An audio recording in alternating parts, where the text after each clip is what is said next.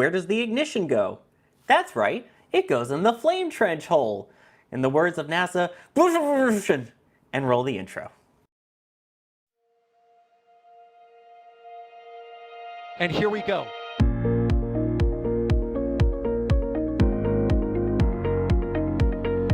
There's the W. Here's ignition. Doubling up. Did it just do a curble? Back to the moon and beyond. Put that in the big bag, you know. Back at home, we all have a lot of work to do, but from here, it sure looks like a perfect flow.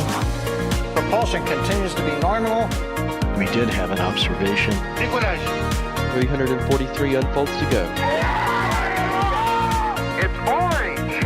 Water towers can fly!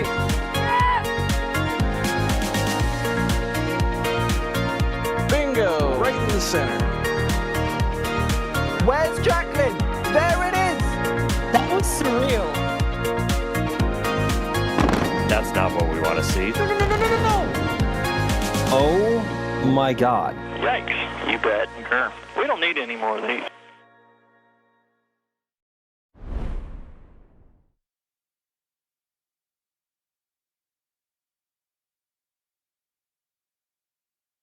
Off to a great start. Welcome to the Flame Trench. This is our weekly news show here at NSF, where we go over all of the things that have been happening in spaceflight this week that we find interesting, and we get to talk about it with you.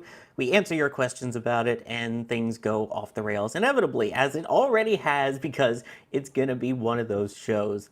I am Sawyer Rosenstein. I will be your host for today's broadcast, but as is always the case, I am not alone. I am joined by a competent cohort of co-hosts, including Mr. EJ. How's it going, sir? What's going on? Anything happened this week? Nah, nothing at all. Don't worry. You didn't miss anything. Oh, okay. Yeah. No, just making sure. You know, just in case. Yeah. This is going to be an ice-cool flame trench. No spice at all. This is mild flame trench. All deluge. No static fire. Yeah. I got you. I'm good, man. How's everybody doing out there in chat? Everybody good? I love that. Yep. Also joining me today is from the Kennedy Space Center, Max Evans. How's it going, Max? Good afternoon, everybody. Nothing happened this week, nor today. We're all doing completely fine. We're all in great shape. But dude, so much happening, so many good things happening, and we are very thankful to have these great problems to have, being so busy and with so much to cover, in which, of course, we will dive into a ton of it today. Absolutely. And also joining me today, of course, not just Max, we also have one more person with us usually, and today that is Alex. How is it going, senor?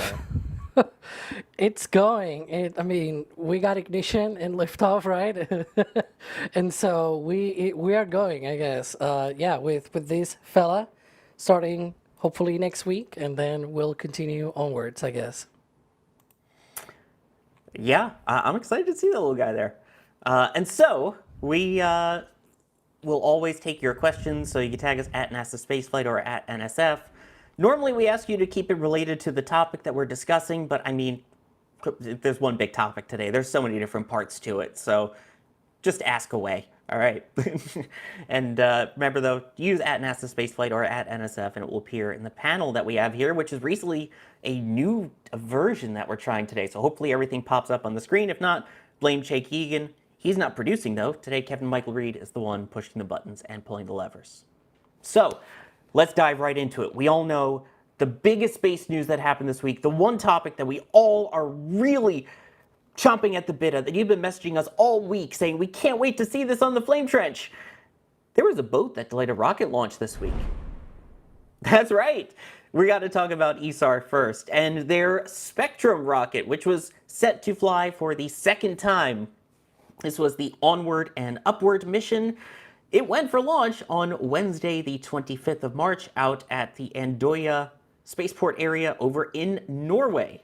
So yeah, a little bit farther away. And yet, even though it was all the way in Norway, we encountered a problem that we see quite often here at the Cape for launches in Florida, and that was a boat in the range. So by the time they got the boat cleared out of the range, the window had kind of come to an end and expired, so they had to stand down from that attempt. But this is where it actually gets interesting. So, local media in Norway actually spoke to the fisherman on the boat that reportedly caused the range violation. And he claims that he was just out there fishing, and his line got stuck while he was trying to tow in. And so as a result, he was out there when the range was supposed to be cleared, and that caused the delay. No big deal, right? Except, this isn't the first time he's done this. This exact same boat, and exact same fisherman, was basically in the exact same spot when Germany wanted to do a bomb test out of Andoya. So they couldn't do it because this person was in the range and refused to move. He is a fisherman and basically said, look, we are fishermen here. We should be allowed to fish and do our job without being interrupted by the spaceport, and saying that with plans for up to 30 launches a year at Andoya, he called them, quote, a bad neighbor, per the translation. Why can't we all just be friends here, folks, and the fishermen and the rocket people get along? I don't know. This has got to be, if you are a launch provider and you're ready to go, this is your second ever launch attempt here for ISAR, everything's going great, and then a boat won't move. That's got to be really frustrating. It sounds very familiar to what we've had happen here a couple of times, actually more than once, I think, with there being either a wayward boat in the range or just blocking our views. It's not as uncommon as you would think it might be here on the Space Coast. But with this, with more and more people trying to launch, and especially from more locations around the globe, the more space you have to close off. As a result of that, impinges on international waters or just space in general that people would otherwise want to occupy. So it becomes a bit more difficult to do that, especially when there's already people around an area where they're not accustomed to this whatsoever. I know we've talked about this boat before. We haven't. This boat captain has been cited before as causing trouble and being a bit of a troublemaker, but. I think it's a very subjective thing for someone to be talking about whether or not they want to be out there or not, or whether or not they have the right or not to be out there. The purpose of these NOTAMs, or not Mars, I should say, is to ensure the safety of the public and that everyone in the area stays out of danger. And someone could make the case, well, if I'm in there willingly and something happens to me, it happens. Like, okay, but at the same time, who's the one causing the damage there? So it's almost like playing chicken, but not really, because whoever has the responsibility of launching launching the rocket are the ones ultimately who have final say whether or not the rocket goes or not because of X, Y, or Z reasons. Yeah, it's unfortunate. You hate to see it. It's certainly frustrating, especially for a company like ISAR, who doesn't have the chance to launch as often as, say, anyone here in the U.S., especially them trying to be the first commercial launch providers in Europe to reach orbit. It's a big deal. And to have an issue like this cause potentially other issues down the line, especially with the lack of range openness, it's very frustrating. And I certainly feel for them. But pesky fishermen are certainly an obstacle you're going to encounter in this part of the world for sure. And here's the thing I want to address real quick as we take a look at their official statement here.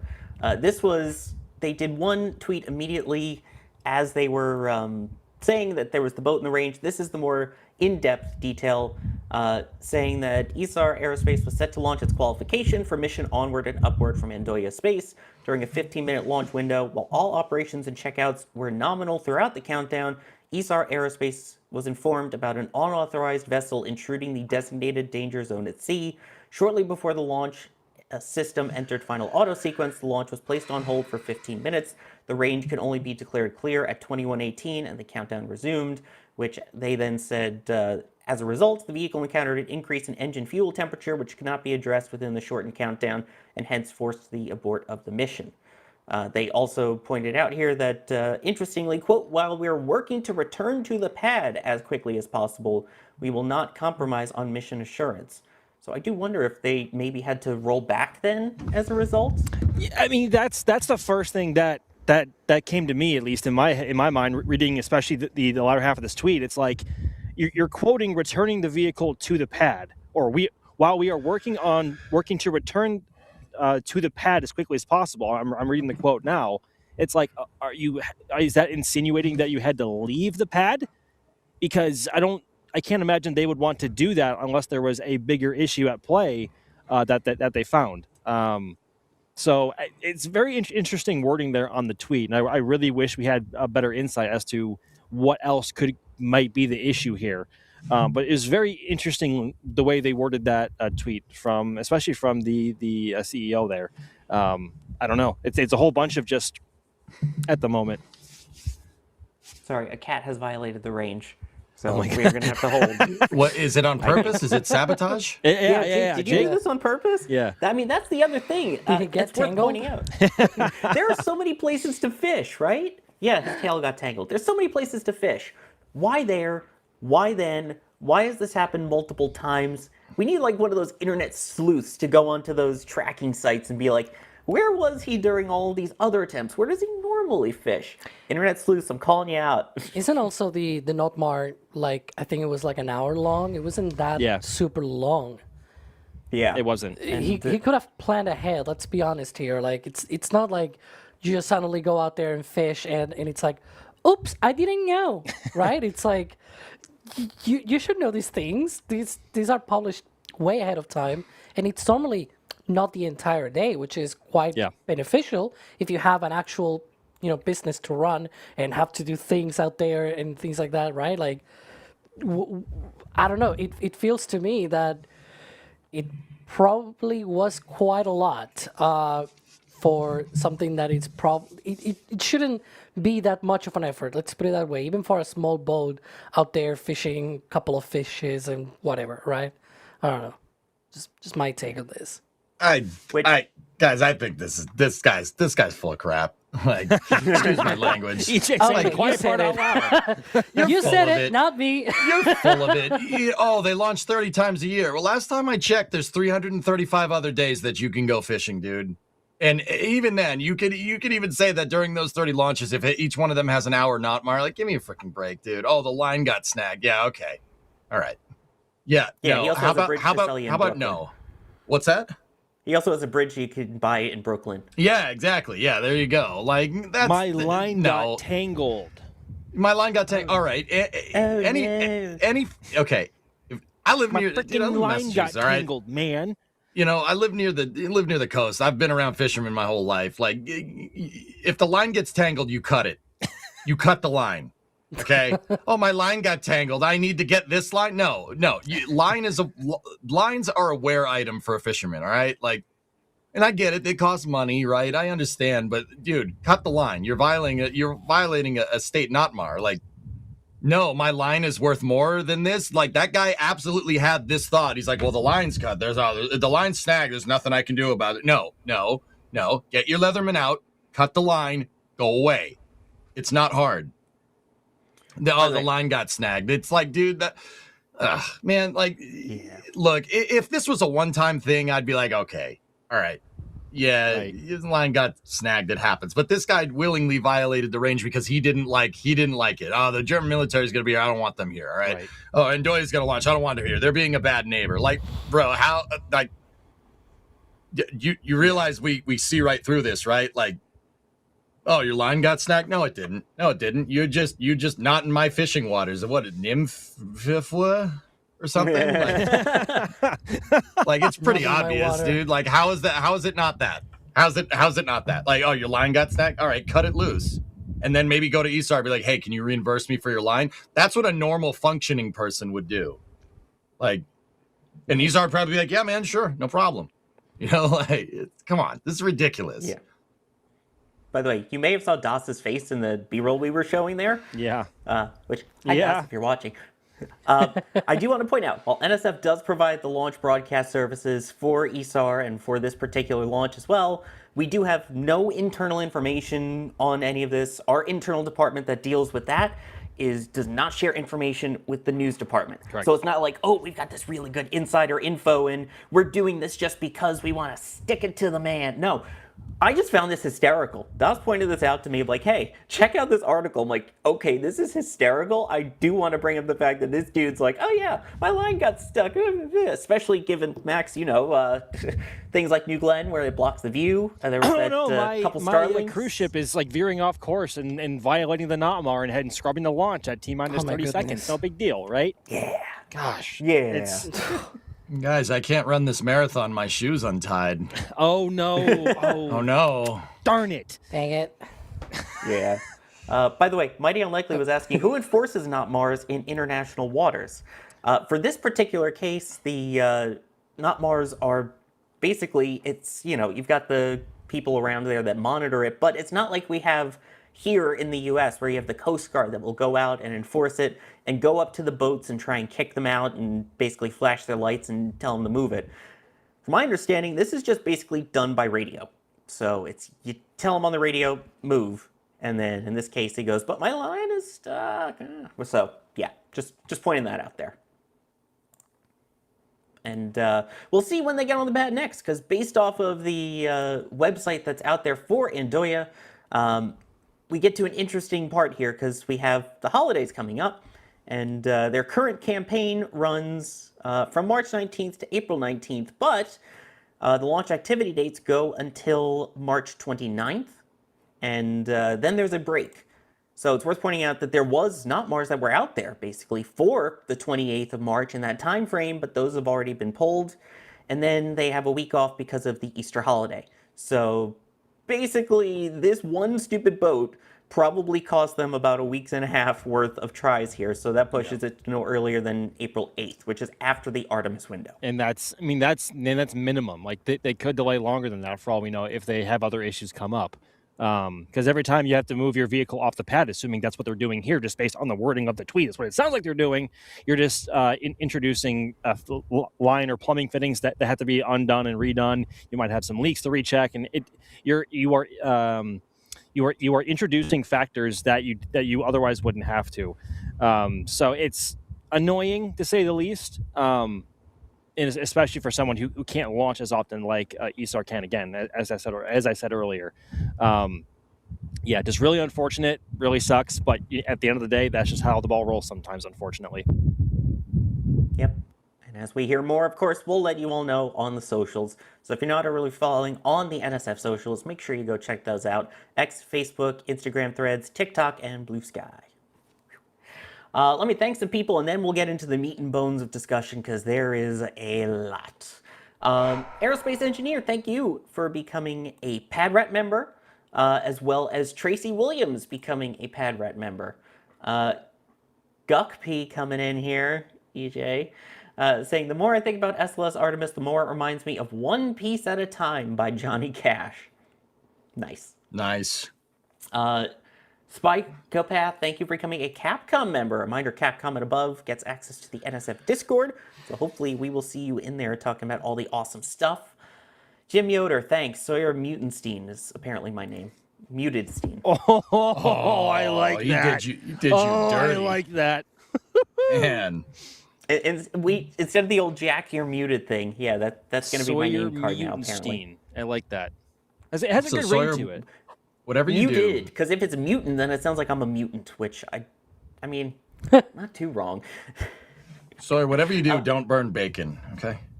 That is true. I will never do that. My beard is shorter, so.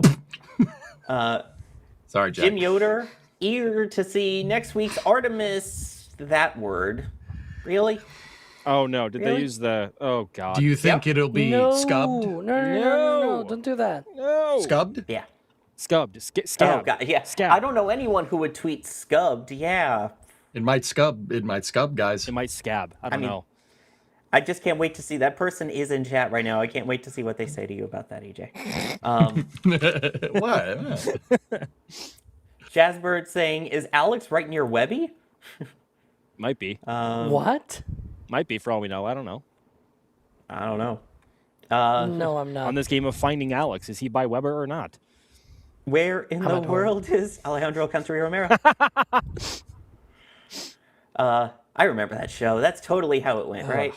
Where's your red hat and coat? Mark W. did that fisherman just cost Doss, Brady, and D a chance to cover the Artemis launch? I don't know. Again, there's that week break, so. Yeah, you were saying there was a week break, right? Which would have ended March 29th anyways, so. Yeah. Yep. No matter. And Ethereal Swordsman, honestly, I'd respect it more if Fishboy just admitted it was a protest. Fishboy. Fishboy? Dude, Fishboy? Yes, Fishboy. Oh my goodness. Oh my god. Who needs Endboy when you have Fishboy? Wow. Wow. This is, yeah. So this is how loose and goose we already are leading into the main topic, folks. So let's move on to it. No more messing around, other topics. Oh, yeah. There's the scubbed that we were talking about, by the way. So for those who don't know, yeah. You know, That's You're welcome, Chris. I'm just seeing that for the first time. I didn't even realize it was misspelled. I'm not going to lie. Scubbed. I'm just seeing that for the first time. Yeah, it's scubbed. It's scubbed. I was a little busy. saying- I didn't see it at all. Ever. Oh my gosh, Kevin. Hi. Kevin's How are here. you? Kevin's here. Hi. My God. The voice of God. And no, just Kevin. By the way, so you mentioned it at the beginning of the stream when you were introducing everybody that we have a new panel. Remember the panel Yes. that chat always breaks? Jay insists that the panel doesn't break anymore. That it is impossible to break the panel. He insists. However, I gonna just break. saw a bug because Uh-oh. a super chat came up and we didn't show the person's name. Bum, bum, bum, bum. So it might be unbreakable, but it's broken. It's unbreakable until one of us four gets a hold of it and then just does a whole bunch of stuff. Yeah, put it in my hands. I'll easily break it. Don't worry. I already did, apparently. And then let's see this. Tracy Williams gifted 5 Red Team memberships. Let's see if that shows up properly. Hey, It does. It does. Hey. I don't know. We're going to have to just keep testing it throughout the stream. This is going to be interesting. Anyway, I know we're testing your patience by not getting to it, so let's get to ignition. How about that? So for those who are completely in the dark and are unaware, first off, welcome from underneath your rock. Good to see you. Just the other day, we had a crazy thing on Tuesday that was called the Ignition event. This was basically a state of the administration presentation of, hey, remember everything we've told you about Artemis and our future plans here at NASA for exploration, science, and low Earth orbit and moon bases and stuff? Yeah, we're changing most of it. So we had, of course, NASA administrators. You see there, Jared Isaacman. All of the other project leads, we had Amit Kshatriya, who's the Associate Administrator, Dr. Lori Glaze, who's the Acting Associate Administrator for Exploration Systems and Mission Directorate, Dana Weigel, who is the Low Earth Orbit Program Manager, Nicola Fox, who is part of NASA's Science Mission Directorate, and Steve Sinecor of an office I didn't know existed, the Space Reactor Office Program.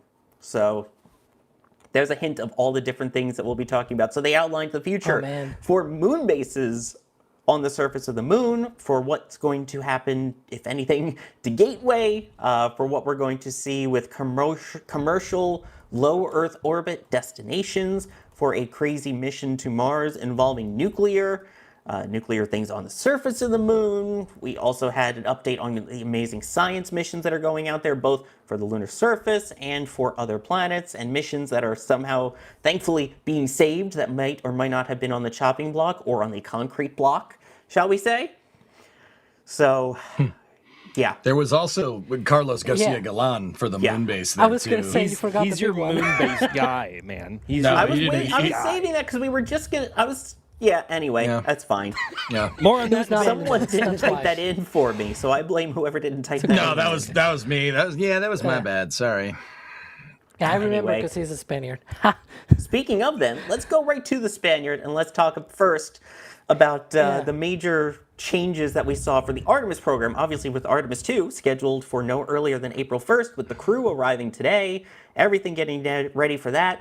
Let's talk about Artemis 2 through 5 and all of that fun, Alex. Okay, so let's hit things first, I guess. Today, the crew of Artemis 2 arrived at the Kennedy Space Center, and we had this fellow, of course, a couple of weeks ago rolling out to the pad. And so everything is still on track for that April 1st launch. Nothing has been put out there by NASA or anybody that there might be any delays or anything. No. Everything is still on track for that April 1st launch. But that's just the first step of coming back to the moon. I guess second, because Artemis 1 also happened. But it's the next step. After that, what's going to happen? Well, Artemis 3, 4, and 5. It's going to still use SLS. We already heard as well that they're going to be transitioning to the Centaur 5 upper stage. So that was formalized and officially put out there on that ignition event. But the big thing is what happens afterwards. What happens after Artemis 5? Well, the administration announced on that ignition event that they are moving to commercial, reusable systems that will enable transportation of crews from Earth all the way to lunar orbit. Of course, once they are in the lunar orbit, they'll take their human landing systems down to the lunar surface, and voila, you have your own landing on the moon, I guess. And one of the other things as well was that they were going to be landing with a frequency of about 2 times or every year, about once every 6 months. And there you can see sort of what's coming up, right? And they changed this graphic because originally it had 2, 3, 4, and 5, right? And now it says 6 ... And so it's more. Also, the Orion no longer docks to the front of Blue Moon's lander. Of Blue Moon, the docking is actually on the side for Blue Moon, unlike with Starship, which is on the nose cone. But yeah, that's sort of the overarching sort of the summary of what they explained in terms of what's coming up for those Artemis missions. Of course, there's many more things. We'll talk about all of that, of course, during the show, but that is at least where they started. It was sort of like a preparation, you know. It was meticulously planned so that, hey, look at this. This is what we're gonna do the next few Artemis missions, and there's more. Well, wait, there's more. There's always more. Yeah. There is. How about we get into that then while we got this? So I guess we know that Artemis 3 was going to be the low Earth orbit mission instead of the first lunar landing, and that would move to Artemis 4. And then we also had Artemis 5 in there, and then there was the whole thing with, obviously ICPS is out, so we were going to go for the exploration upper stage, and now that's dead. So now we're going to look at Centaur 5, which is what they currently use on Vulcan by ULA. So it sounds like they don't have enough of those stages yet, do they, though, for these next missions coming up? I mean, you say that, but they may, if depending on how things go, they may only need one Centaur 5. Because if they're going to use like a boilerplate spacer for Artemis 3 and say the ICPS for Artemis 4 and a future for SLS is not guaranteed beyond Artemis 5, they'll only need one Centaur 5 for Artemis 5. So there's that. That's unique in itself. Whether or not SLS has a future beyond Artemis 5 is a big question mark. It sounds like that they are going to be trying to leverage their commercially reusable options at the moment, being Starship, New Glenn. Maybe they'll find some room in there for others like Neutron, maybe Terran R if they're proven. Who knows? For some purpose, but it's weird. It's also, I find it kind of ironic to call using or swapping to use a Centaur 5 for SLS being a more standardized path, and them only maybe having to use it once. Is that, it's, I'm not laughing at it, but it is kind of ironic if you're just using it once, and that's not really standardized. So, it's interesting. I mean, I'll let Alex go on more because I can hear him like chomping to try and say something else. No, I was gonna say that you're right on the money, right? That they were talking about, for example, here in this slide, you can see the top point there there. At the top, you can see ICPS ready if required, right? And why is that? Well, if Artemis 3 ends up being just to low Earth orbit, SLS doesn't need the upper stage to launch Orion into low Earth orbit. It can launch about 90 metric tons to low Earth orbit. And Orion is only like 26, 27 metric tons, basically. And so that means that you don't need to launch with an ICPS, you will only need some sort of adapter that sort of works as a stand-in, right? That sort of works as basically to be able to have that Orion, the crew access arm right on where it needs to be for accessing the vehicle and whatnot. And that's about it, right? Which means then the ICPS upper stage could be used instead for Artemis 4. And on the Artemis 4 slides, they also were talking about, we either use Centaur 5 or ICPS. And so it was like, we maybe go one way or the other, depending on what we do on Artemis 3. And as Max was saying, then that means on Artemis 5 will only be the one that is 100% required to use a new upper stage. Remember, there's only 3 ICPS stages, right? I guess that's like ATM machine, I guess.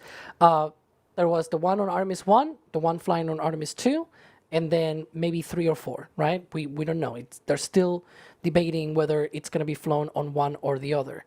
And so that is one of the things as well that it's quite interesting that they call it a standardized SLS when it's like, maybe it's only going to be used once, though. So, yeah. Yeah, You're talking 3 different configurations for 3 different missions. That is not the first thing I think of when I hear standardized. I heard EJ groaning a lot there. EJ, you got something? You got something to Go add? for it. Guys, okay.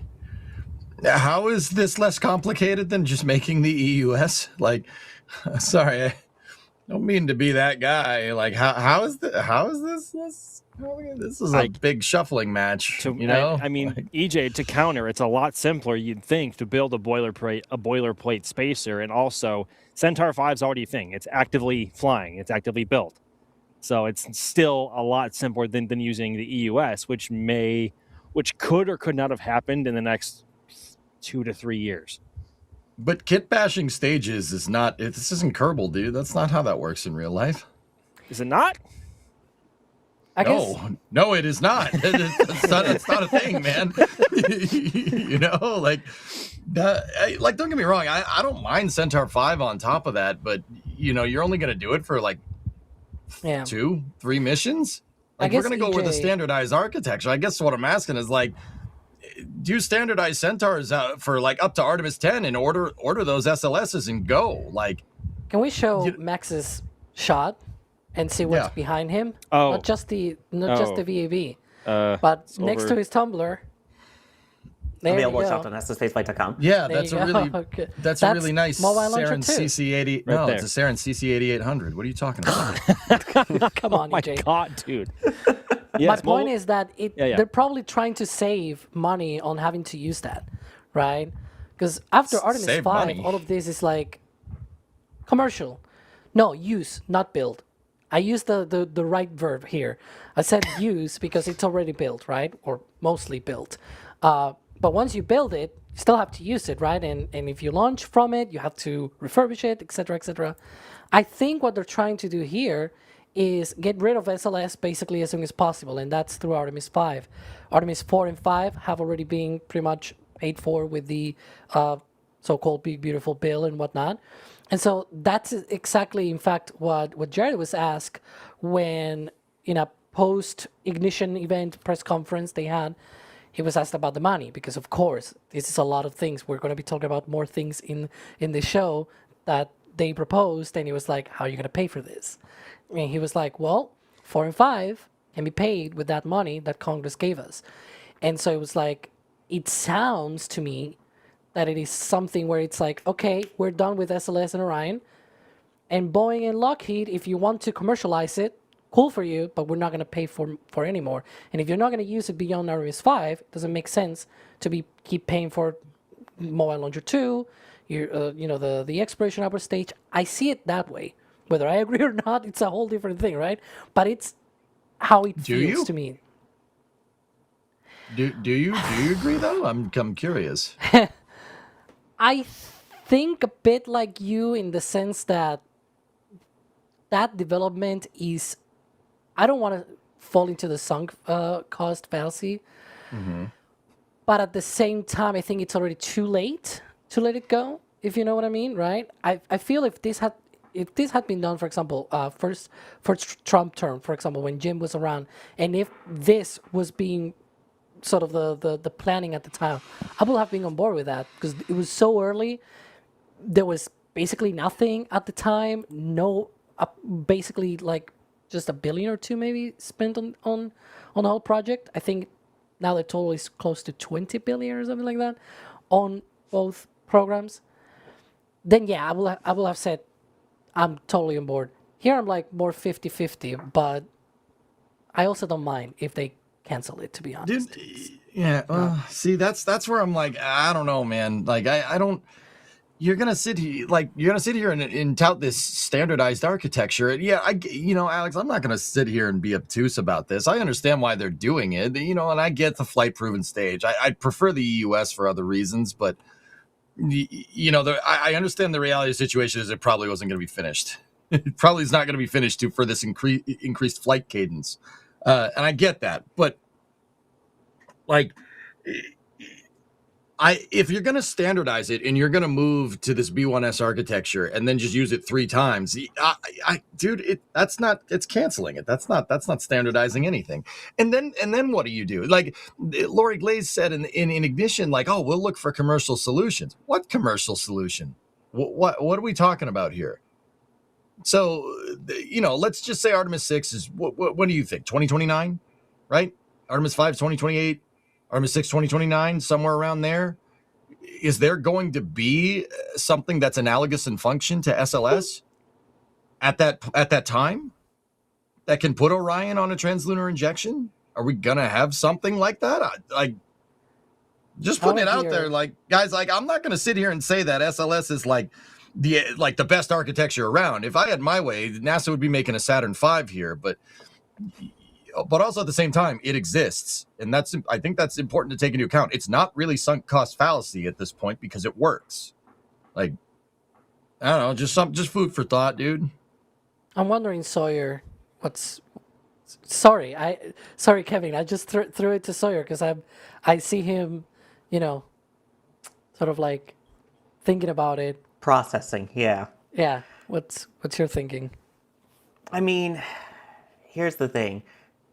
You're basically putting all your chips, in this case, I don't see it as much a rocket that you're putting all your chips on, but a capsule that you're putting all your chips on. In this case, everything comes down to Orion, because they're not thinking about, oh, what rocket will we use for all future launches? They're thinking about what rocket will we use to bring the crew up, and they're relying that entirely on Orion, which is pretty much the only surviving piece, by the way, from the Constellation program. That whole time, the original capsule design plan was still Orion that would launch on a different vehicle. So you had the Ares 1 that would carry the crew and the Ares 5 that would carry the lander, which would be Altair. So Orion would have launched on Ares 1. It's now moved to SLS.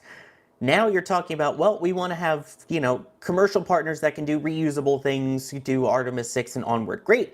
How are you getting the capsule up there? You need a vehicle that is powerful enough to lift Orion, which is quite heavy, quite spacious, surprisingly. Or is it going to be SpaceX at that point says, hey, we're going to have our crew Starship at that point that you can just dock to from, say, one of our Dragon vehicles or, launch on a Starship eventually and just go that way.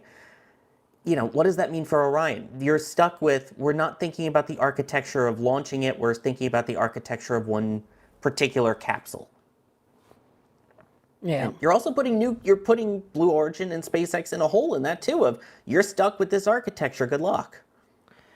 Yeah, I mean, I guess that's why I was pointing out when we were on the foreview with the slide. There's a point at the bottom, and this is something that I did not mention, but it's sort of implied on what I said, that they have sent a request for information out there so that companies that may have any ideas of how to do this transportation to lunar orbit. Again, the whole point of this is like they already have HLS, right? They already have Starship and Blue Origin. That's the idea, that by the time Artemis 6 comes around and they need this commercial transportation, these two systems are developed, and therefore, they don't need anything else other than something to, get humans from Earth all the way to lunar orbit, and then from lunar orbit, these systems will be able to take you down to the surface of the moon. And so they put out a request for information for this sort of thing, right? For companies to say, okay, these are our ideas, etc., etc. I don't know. I don't think they showed any sort of timeline on when they plan to go, because for other programs, and we'll talk about that later, they did show things like a timeline from, request for information, request for proposals, contracts, etc., etc. But for this one in particular, they sort of was a bit hand wavy, I guess. And so I'm really wondering, because as EJ and you, Sawyer, were saying, it's like it's a rather short timeline. I don't think it's impossible, of course, for industry to do this. It's done. It's a thing that's been done, right? But I don't know. Maybe Max or EJ. I don't know who's gonna talk next. Alex, you're saying you're 50-50. I'm like 70-30 that there's going to be no alternative in place in 2029. And you know what? Commercial Folks, SLS? Commercial SLS. Okay. Yeah, that's going to be good for people that want that. That's some of the things as well that I guess it's another point of debate here where it's like, what are they going to do? Look, and I'm not saying that a commercial alternative couldn't be a thing. That would be great. It'd be great if we had something that could do what SLS can do. And I know I can feel people typing it in the chat. Oh, it's going to be Starship. It's going to be Starship. Yeah, Starship, I don't think would be able to do that by 2029. Like pushing Orion out on TLI. Like, I mean, maybe. Well, maybe you'd have to revive. What's up? I was going to say, if they can do HLS, that's actually the easiest part. I mean, we're talking about a point in time, whether that's 2029 or we're talking about Artemis 6, right? Yeah. By then, HLS Starship should have already done an uncrewed landing and a crewed landing, right? Both. And even a low Earth orbit, CONOPS thing we're talking about here, right? This sort of stair-step sort of thing approach where you have Artemis 3, lander plus spacecraft CONOPS, a concept of a combine of operations and everything. You will have, before the crewed landing, an uncrewed landing, right, of the system, and then the crewed landing. So by the time Artemis 6 comes around, I think the TLI thing, the translunar injection burn sort of thing, is the easiest part. The more complicated part will be to actually find a rocket, commercial rocket, or solution that works alongside SpaceX and Starship to say, hey, we'll launch Orion on our rocket. We have to certify it for humans and all of the different things that comes with that and the launch abort system and whatever. And we'll partner, right? Like, that is probably going to be the more complicated part. I don't think the part about, on-orbit operations should be the more difficult part in that case. There's the dynamics of the docking system. We talked about that, I think, like a couple of weeks ago, right? Or last week. Yeah. But I think that's much more solvable than the problem of finding a rocket and the partnership. Again, we're talking about HLS supposedly being apart in like separate, not as in the program, right? For the transport to lunar orbit. And so, yeah, like this is the thing, right? You have Artemis 3 assumptions. You'll have things like, multiple docking and undocking events of Orion with either one lander or both landers, crew ingress events. You may even have the XEVAs, the exploration spacesuits and whatnot. By the time 6 comes around, that's sort of the point that I'm trying to make here, that who's going to launch this and who's going to partner with either Starship or Blue Origin? With Blue Moon, right? Alex, I'm just going to go out on a limb here and say that if they, quote unquote, standardize Orion to work with the Centaur 5, that pretty much narrows the gap of what type of vehicle we're going to see this thing launch on after SLS. I mean, I'm not trying to New Glenn with the Centaur 5 upper stage, right? Both Sawyer and Max were like, I mean, Hey, All they right, caught my joke. They caught my that joke. was funny. I'll give that to you, but yeah. I mean, to That be was Hey, funny, reminder, but one of the two towers that has the lightning rods on it over at 36 is designed as a crew access tower. and just saying. mind you as well, a bigger, more powerful variant of New Glenn is in the pipeline right now. Yep. So, and that theoretically, given the performance figures that Blue has released for them, could be powerful enough to support operations with Orion. So it's not In entirely fact- unrealistic. What? In fact, I think when 9x4 Max, I think it was you, EJ, and I on that Yes. flame trench. Yes. I told you. Yes. They could move Orion to New Glenn 9x4 Yep. because it's got 70 metric tons Yep. of performance to low Earth orbit. So you have Orion about, I think it's 26.5 metric tons. 36 with the Well, launch aboard system. on launch, Yeah, yeah. on launch aboard gets thrown out. So you have to account a few more tons of sort of performance shortfall and whatnot. But when you take into account an ICPS-like stage, I'm not saying ICPS because again, there's only 3, right? We're in short supply, basically, limited supply. But if you account that, and you do the math, it's way less than 70 tons. It's close to like 60 or something like that tons. And it's like, if you get a stage that it's like ICPS on top of New Glenn 9x4 and then Orion, it's like you can send that thing into low Earth orbit and that upper stage, that last third stage, send your thing out there to translunar injection. So it's like So kind of like an Orion kick stage almost. exactly. Yeah, Or you just know, launch it to low Earth orbit. Yeah. that sounds like early Apollo architecture where they wanted to put a Centaur on top of my Saturn God. V instead of the S4B. Guys, that sounds cool. Like I'm not gonna say that I don't want to see that, right? Like that'd be pretty sweet. I'd be wondering how you'd be getting a Centaur on top of a vertically integrated stage on top of New Glenn, which is a horizontally integrated Oh vehicle. my God, you're right. Will 9x4 though? I need See, actually, okay. So with 9x4, I mean, my personal theory is that NASA's going to sell ML2 to Blue, and they're going to use it for 9x4. And if they do that, then I mean, you might have a point. But hold on, Max. But guys, none of this is going to be ready by 2029. You guys think 9x4 realistically is going to fly then? there's a non-zero chance that 9x4 is ready quicker than we think. You are out of your mind. I think I will go. You I will are go out as of your far- mind, I dude. mean, probably. Ding, But ding. I'm just saying, like, there is a non-zero chance it's ready before we think. I mean, we've seen how quickly Blue wants to move with New Glenn in the first place, and with them trying again, with New Glenn Flight 3 coming up with the 7x2 variant, they're reusing the first stage, which they used for Flight 2, which is never tell me the odds. So, In fact, Max, because you said that, I have 2 things. So first of all, today they already rolled the 6th New Glenn second stage True. for the 6th flight True. out to the pad. Okay. True. They static fire recently, the 5th, by the way. So they have already 6 flight articles for the second stage of New Glenn.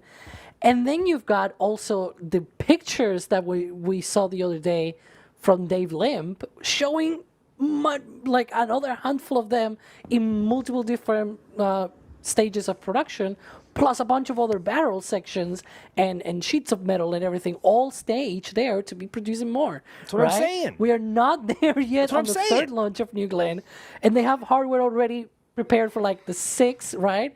And then there's also the fact, has nobody does nobody remember that like Blue Origin sort of did a gateway with New Shepard? Yes. They it's put on paused New pause. Shepard. I mean, kind of, sort of, but at least Blue put a timeline on when or how long it may or may not be paused till. Yeah, that thing's Maybe never flying 2 again, man. Oh, it's years. not. I know. That thing's never I flying say again. I know, You're but like, crazy. probably not. But at the same time, like that's just how they worded it compared to what we're getting now with Gateway. I mean, yeah, but that's my take, that it's probably going to be a combination of both. Like, we're seeing here the ramp up of production of New Glenn, right? Yep. And how early on they're trying to reuse hardware, right? They had a landing on the second flight, and they're going to be reusing on the third flight. So if you apply that to combined with a high rate of production, especially for the second stage, which is expendable, yep. then you've got a lot of things. They have also talked about fairing reuse, right? They have not been shied of talking about that. I think it was on one of these latest updates as well. And so the path to 9x4, the tanks don't change, for example. That's one of the major things. When you try to change, like Starship, right? When they've done these changes at SpaceX with V1, V2, V3, have you seen them move to a wider Starship? No, they stretch. And that's actually one of the easiest paths that you can go when you want to, improve the performance of your rocket. Either you improve your engines, you improve the tankage by making it longer, etc., etc. The only thing that is going to get wider is just the base itself, the aft module there with all of the engines to be able to fit 9 of them. But that's going to be the most sort of pressing thing that they're going to have to work on. And mind you as well, I know, hang on, AJ, time out. I think to put some context and perspective of how far they've kind of stretched the 9x4 variant of New Glenn, basically it looks like a Falcon 9 just scaled up in terms of how wide it is compared to how tall it is and the fairing size. Like that's how much longer it is. It's more in, I think given the numbers and the figures we have for New Glenn 9x4, right? What? Did we have Nothing. Just keep going. Okay. Well, I'm really confused now. Now I lost my train of thought. Okay.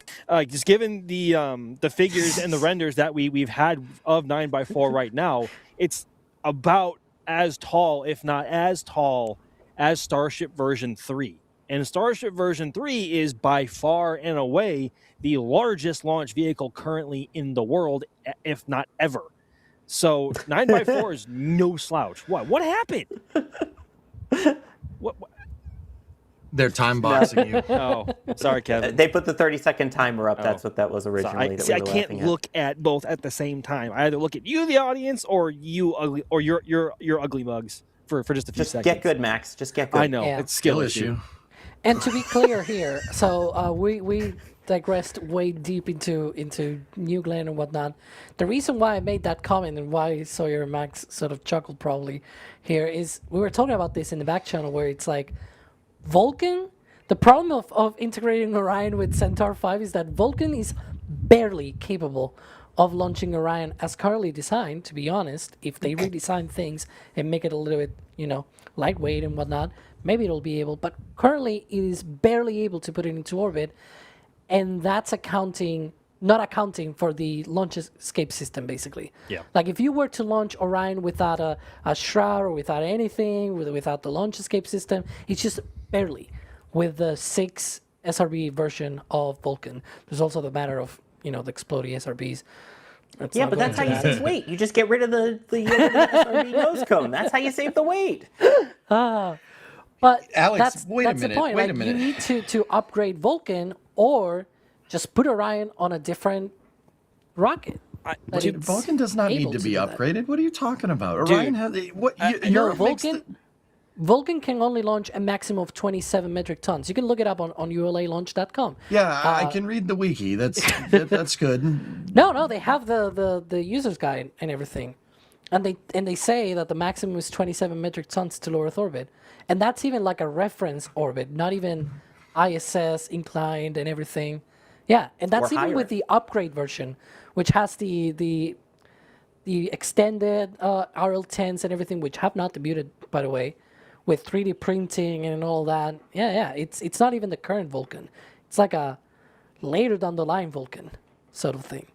I mean, we are talking later down the line here, but that's we true. also It's worth pointing out, Jim Yoder with the super chat earlier saying the way Vulcan is going, there may be a lot of Centaur 5s to spare. And that's like Yeah. that's what I was going to say. yeah. Like they can't even figure out how to launch Vulcan right now without it like rotating a full 360 or have one of the SRB nozzles fall off. Like Vulcan has its own problems right now. Granted, the problems at hand are not directly at the hands of ULA because they aren't the ones who design and build these solid rocket motors. That is in the hands of Northrop Grumman.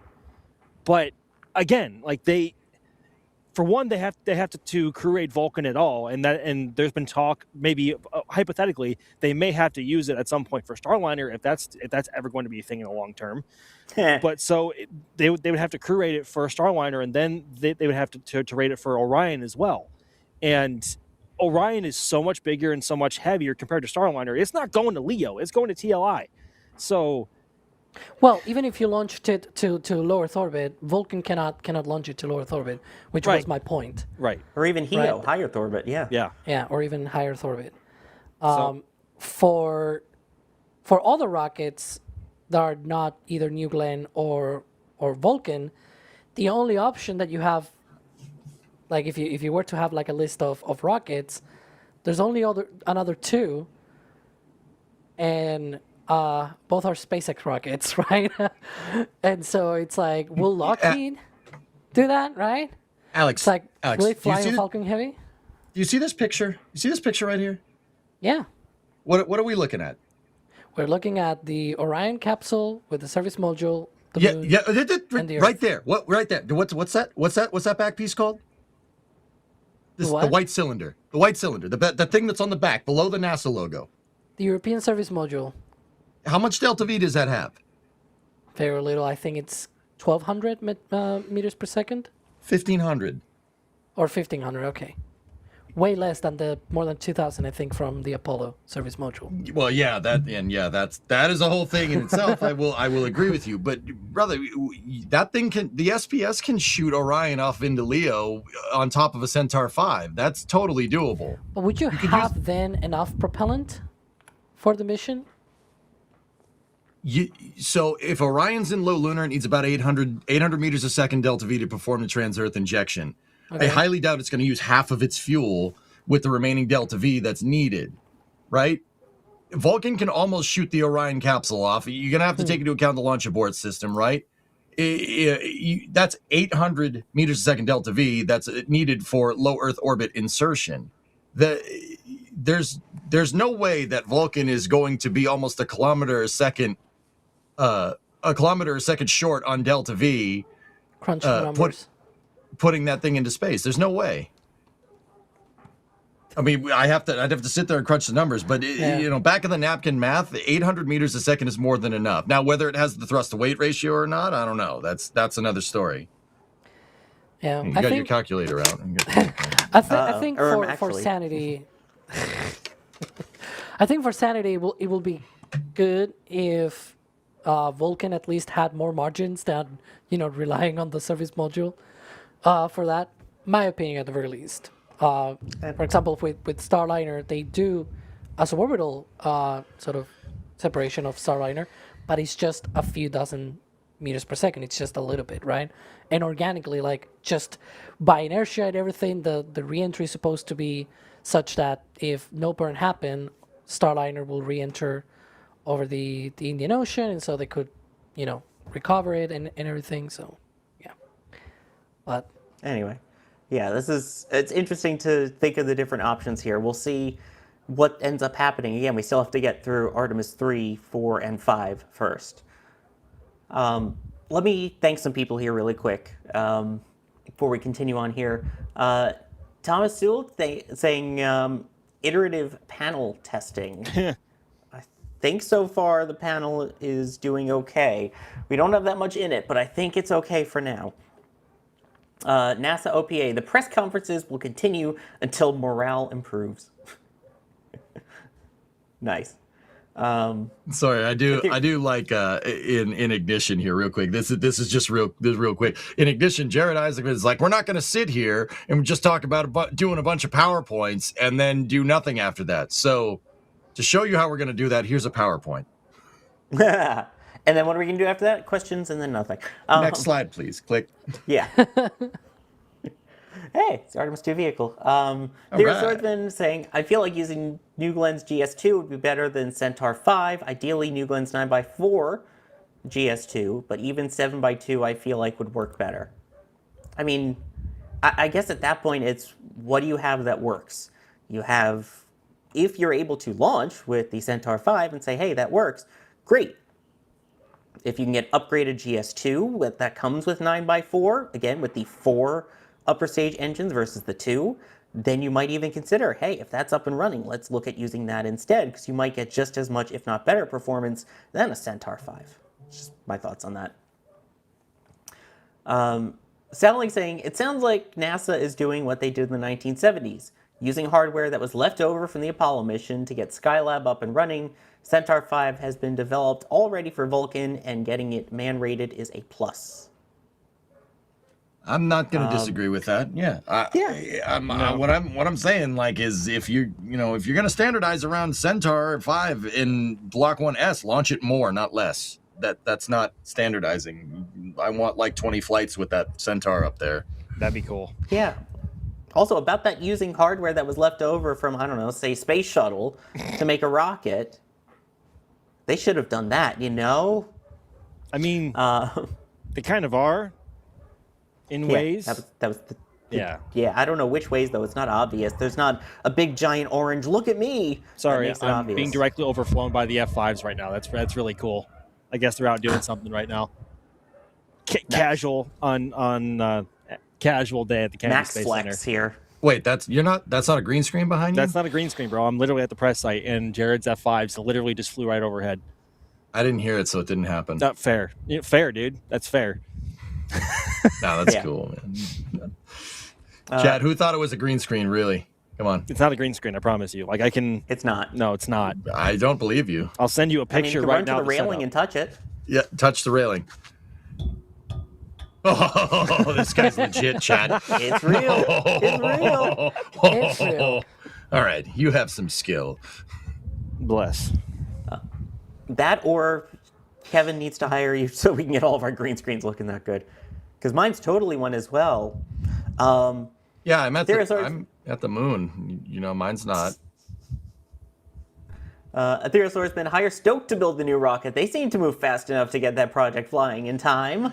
Only half joking. I mean, they're moving really fast, and the pad is basically ready. So, fun thought experiment there. Yeah. Daryl Germa, Volcant, ha ha ha ha. Woof. Woof. But not wrong. Oh dear. And then Ethereal Swordsman saying, or we can fly Orion on Sea Dragon. That'd be fun. Oh, God. And totally, for sure, 100% completely doable on a short time scale and won't cause any problems with combustion instability. It's not Sea Dragon, but hey, I mean, the last two that I mentioned, one of them is Falcon Heavy, but then you've got Starship. Fly Orion on Starship. Let's see how that goes. I mean, technically, isn't any Crew Dragon mission when it ends, isn't that a Sea Dragon? Oh my goodness. wow! Oh my God, Sawyer. I know you mean the big. Can we mute him? You're like you're reaching so far for that. I would reach farther, but it's a green screen. No, I'm kidding. Jesus. And Saling pointing out Jared's F5 team is performing at Sun and Fun next month for the 250th birthday of the USA. That they are. Very cool. Thank you, Kevin. More moon, less Sawyer. Where'd he go? What? Where'd Sawyer He's go? gone. He's stealth. Come I'm on, the go host ahead. now. No, this, Someone do the Ryan Caton this just New Glenn in. thing. Sawyer is literally orbiting the moon right now.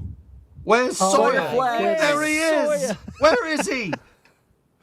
He got ahead of Artemis II, and he's already. I'm Ryland Cartoon of NASA Enthusiast Now Space. Can you call him Ryland Cartoon? Ryland Cartoon. Grace? No, no spoilers. You haven't seen it yet, dude? No, I've seen it. Just no spoilers, dude. Don't say nothing. Well, I want people to see this flick and have their minds blown, okay? Fine. Watch What? Project Hail Mary, guys. Right? Oh, It's shush, amazing. shush! It hasn't come out. Well, it came out here today. See, this is what I haven't this is watched what, it. Okay, That's what, sorry. and I just said no spoilers, all right? All right. Next subject. Spoiler, Sawyer, change the subject. Ryan Gosling is in it. Spoiler. Another Ryan. I know. Oh, God. We'll see which is more optimistic, Ryan Gosling or Ryan Weber. And we know the answer. Anyway. Why you got to do Ryan dirty like that, man? I didn't watch Because he's not here. Season 5. He's at He's work not here. right He can't now. fight me. He can't fight me. By the way, the real drummer saying Sawyer, so no. Ha ha ha. You're Sonnier saying crew rate them all. Vulcan, Falcon Heavy, New Glenn, Starship, more spaceflight, more better. oh my God. Yes. A crew rated Falcon Heavy. The Bryden stack. That would have been peak. But alas, I don't think that. Wait a minute. If we had Orion that's able to interface to Centaur 5, if we could put that on top of a Falcon Heavy core stage. Brother Bear, are you a Centaur 5 on top of Falcon Heavy? Are you mad? It would look like. But you were the just second telling stage? you were just telling me New Glenn 9x4 is going to be ready in 2029. Okay. You don't get to talk No, to me that way. That literally looks like a baseball bat, like I ready don't to. care what it looks like. Who cares? You'd have to modify the entire pad. It's like Falcon got Like- bonked in the head and got the. I mean, basically, like Chat, do you not want this? You not want this? That That'd would be sick. be the most cursed looking rocket I think the world has ever seen. It would be amazing. Minus Yeah, an it'd be Atlas amazing. Able. That was even worse. That is very much a Kerbal creation if I've ever heard one. It is a Kerbal. EJ, It would did you look do like your Titan homework? 4. It would look sick. EJ, speaking of Kerbal, did you do your homework from a couple of weeks ago? Of course I did. I did that 2 weeks ago. I did that the Monday after you challenged me. Did fool. you? Okay. It took him less than 3 days. Okay, by the now way, now to do I'm it. Should get asking you to do realism this overhaul. exact same thing with the Falcon Heavy and Centaur 5. But Do I he's have making to- Slick 6 right now. Yeah, I'm building Slick 6 in Kerbal right now. Oh. With shuttle Slick 6. Is that what you're doing? Yeah. Okay. I didn't know that. Yeah, I didn't know- I Max didn't know tuned what in it the was. other day. He doesn't play Kerbal, guys. He tuned in the other day. He's like, yeah, I don't know what that is. I'm like, yeah. I didn't say All right. that. I do want to see, though, at some point, someone do a Centaur 5 Falcon Heavy crew capsule. Good God. I mean, I'd be worried about loads at that point with Centaur 5 if we're going to be really realistic. I'm thinking you might need a load reactor, but then again, Centaur 5 it's not Centaur 3. It can take a No. little bit of a beating comparatively. And it's probably because one of the things of the Bryden stack was also the problem with the second stage. It's probably not Falcon 9 I meant. Because Yeah, what you're that's talking why about is I said different from remove it. Bryden stack. Because Bryden stack was on top of the regular Falcon Heavy. This will be replace second stage by Centaur 5, so you will need some kind of weird adapter there for the Centaur 5. I could probably be a little bit better because you can Can't make a cone? design the intrastage of Falcon Heavy differently to take that load, and the core stage is actually reinforced as well. I think that will be a little bit more doable, but I'm no engineer. How's that different from what I said? No, I'm not talking about that. I'm saying that in the case of the Bryden stack, it will have been probably more complicated because it's on top of the second stage. It's a lot of weight. Yeah, that's why I said don't do that. Just put the Centaur on top of the Falcon Heavy core stage. That would be one heck And I of was an explaining why it adapter. would be maybe easier. Well, in we terms can't of make a loads. cone? I don't know. Can we make a SpaceX cone? can make a cone. SpaceX can make a cone. SpaceX can But make they can a render a cone. box. They- They SpaceX render can a make box. SpaceX can make just about everything or anything. No, we're talking about Have you the people seen that the launch payload stuff, adapters they not make the for other their guys. customers? Have you seen those? Because, well, yeah, AST, yeah. Anyway, lastly on this top, oh my gosh, there's so much more coming in about this, but last thing, Jim Yoder, we need to man rate Starliner before Vulcan. That is harsh. I mean, but That's pretty funny. That's pretty funny. all right. I see everyone else's support coming in. I'm gonna get to it. I promise. There's so They much keep happening. super I chatting wanna, and everything. It's- yeah. Oh, no. The panel hasn't broken yet. Oh no. So- oh no. Anyway. Yeah, Project Hail Mary, the story of Starliner CFT, Tracy Williams. All right, it took me a second. I got it. That was funny. Yeah, that's Tracy Williams' new shirt, make that happen. Bideford, spoiler alert on Hail Mary. Going back tomorrow to see it our second time. It's so good. Alex, get there now to see it before it is out of the theater. Everyone needs to see it now. I would, Rocky. but it came out today, and I'm here on the Flame Trench. Oh, Sure, blame us. we're not gonna be your excuse. That's ridiculous. You've had all day. You could have gone to the movies this morning. Have you read the book, Alex, or no? No. Oh, okay. I tried to not read the book precisely to watch first the movie.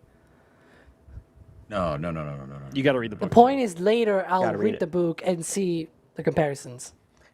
It's so technical in the book. They did a really good job of getting into the techie stuff. Oh, that they did. Alex, you'd like the book. You would. That's all I'm saying. Yes. You'd really like the book. There's a lot of numbers in there.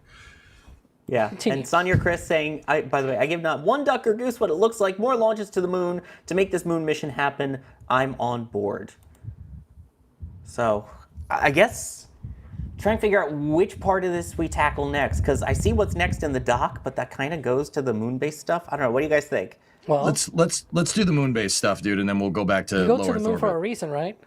I Sorry, agree. Kevin. Totally going God. off from everything we have put in place here so that we go in a nice, neat order. It flows right in here while we're talking about more moon missions, more better. It sounds like there's going to be a lot more moon missions, Max. There's Just certainly... FYI, you have no assets because you went out of order. Bye. Okay, you know what? We don't have assets, Sawyer. Let's go ahead and back up to what you want to talk about first, because we want to spare Kevin. We want assets. Yeah. We want what assets. we have in terms of assets is, okay, we go to the moon. What's going on in low All Earth right. orbit? Kevin Michael Reed, pain in the assets today. Okay. He's gonna make you disappear, dude. Oh, I'm gone. I know it. It was nice knowing everybody. If I'm not here on Monday, then you know I was fired. That was He's bad. already gone. That was bad. Oh my God. People are trashing There me we already go. in chat And he's for gone. the book thing, by the way. And he's gone. He's already gone. Kevin, Yeah. you're a nice person, and people say nice things about you. They do. He's like, no. Hey, The moon is talking now. I am the moon. You want the moon? I'll get you the moon. Anyway. Oh, I'm the standby screen. Okay. Even put your name up.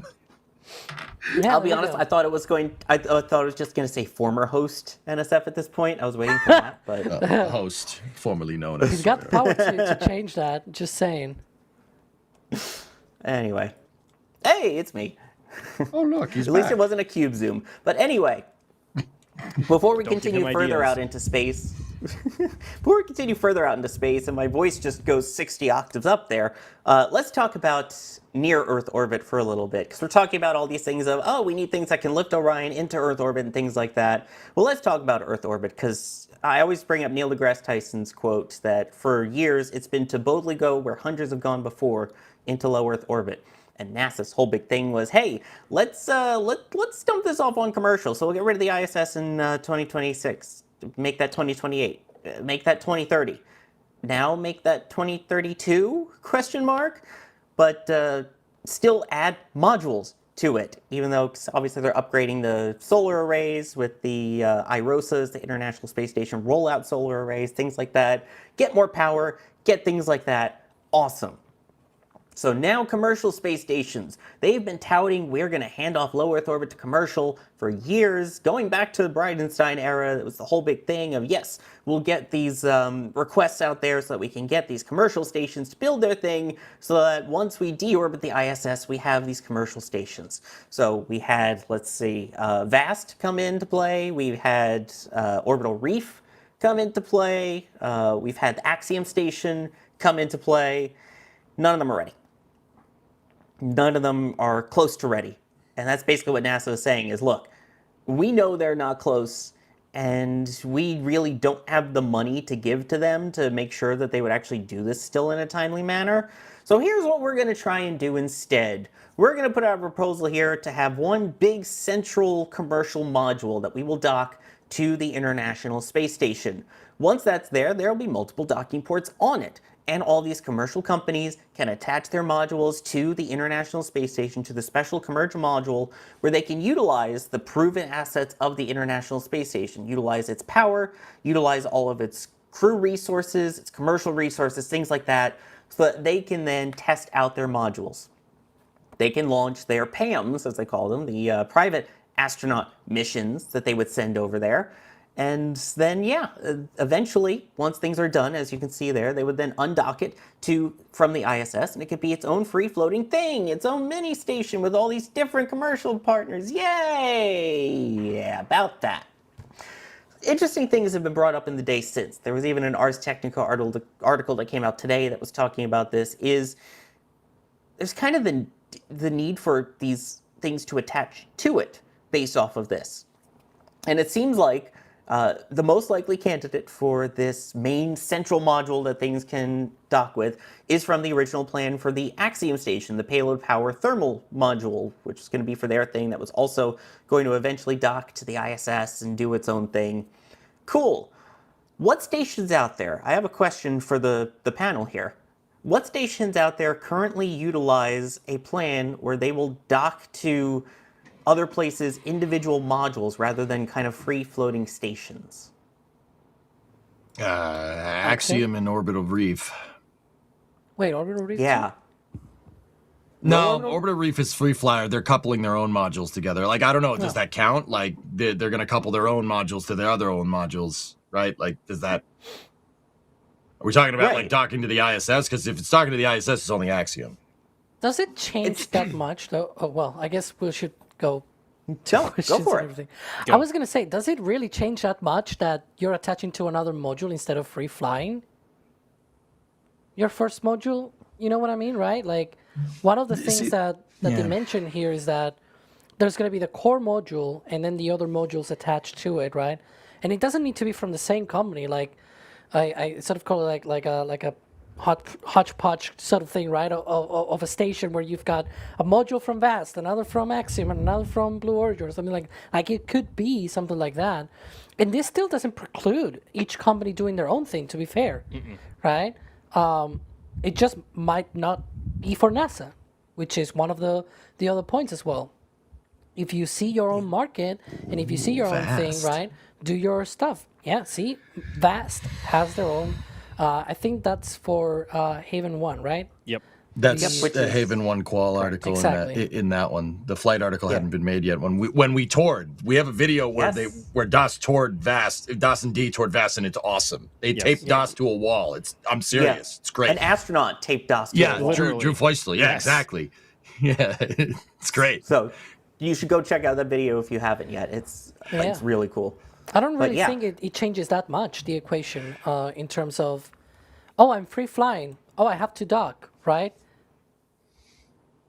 It changes the later parts where you have to aggregate your things to your own module and everything.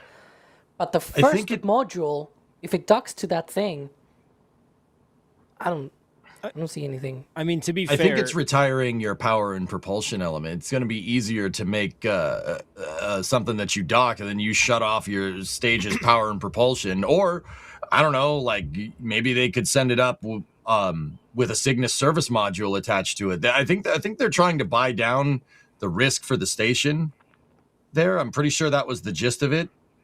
You know, if a company's this basically affords you to have a company send up essentially an MPLM and just leave it there.